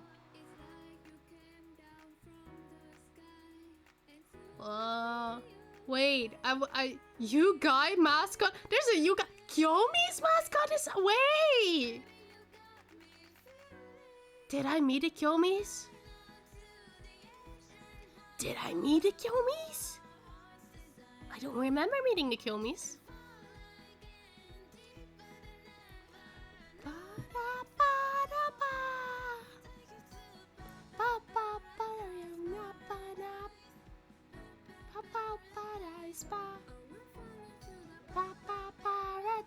Paradise. Thank you for playing our game. Thank you for making the game. Okay, now what's left for us? Wait. Where's the end credit scene? Where's the end credit scene? Oh, the other routes had an end credit scene. What happened? What happened to my end credit scene? Oh my god, look at Onigiri. Oh, I love that. Whoa, still missing one.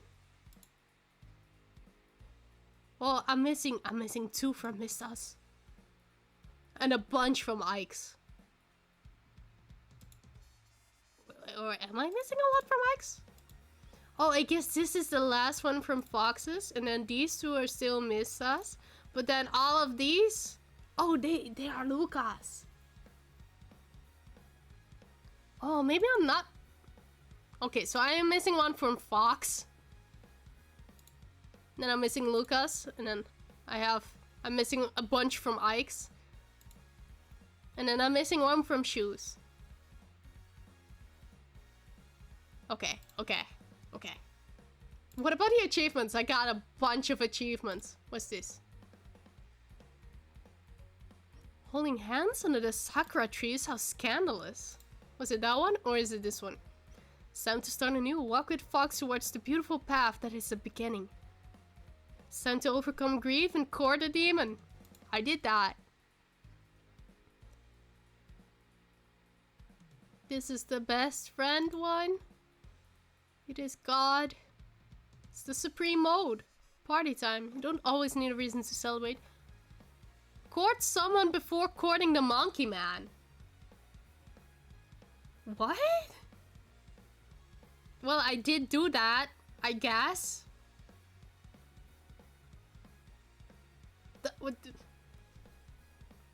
Does that mean you just can't get 100% achievements if you start with Fox? I guess you can do Fox around multiple times then. Description. Hi, I'm David Kuhn. You look a lot like my waifu. Meet a certain man! Ah! You've seen enough. Get nosy while Fox is working. There's so many achievements.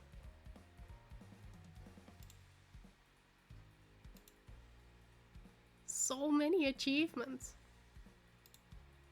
Right, that's it. That's it for Fox Akuma's route. Wow. How did y'all enjoy that? I liked it a lot. It had so many like fun parts with like David Kun, and then all the kindred. The kindred banter was great, man. I love that. Okay, let me just go over here. Whoosh. Let's turn off that sound. Alright. Wow, I had such a great time playing that game. There were so little bugs in this game, in this route. I was fully prepared for a whole lot of pogs, but apparently I didn't need to be prepared. But I do still need to drink more though. Gotta stay hydrated. So you gotta stretch. You gotta hydrate. You gotta stand up once in a while. Eat some snacks. Eating snacks is good because I like food. Yes. Yeah. So that was a lot of fun. Oh, I can't wait to actually make clips of this. But that probably will be a while. But anyway, oh well. And then, when will we do Lucas route? Lucas route will have so many pogs in it. I already know. So many routes. Okay, when will we play Lucas route? Maybe next week. I'm thinking of maybe also streaming tomorrow. So there's that if you want to watch me. Wink, wink. Can I wink? I can wink if I first close my eyes and then open one. But that's fine, that's fine.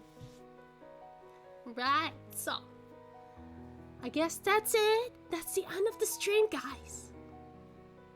So maybe I'll see you tomorrow, and otherwise I'll see you next week.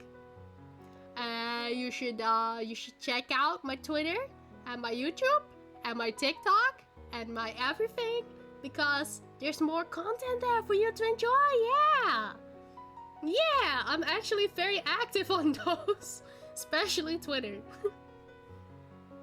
But oh well. I'll see you guys next time. So, hope you have a great day, night, evening, morning. I don't know what time it is for you, but clock out.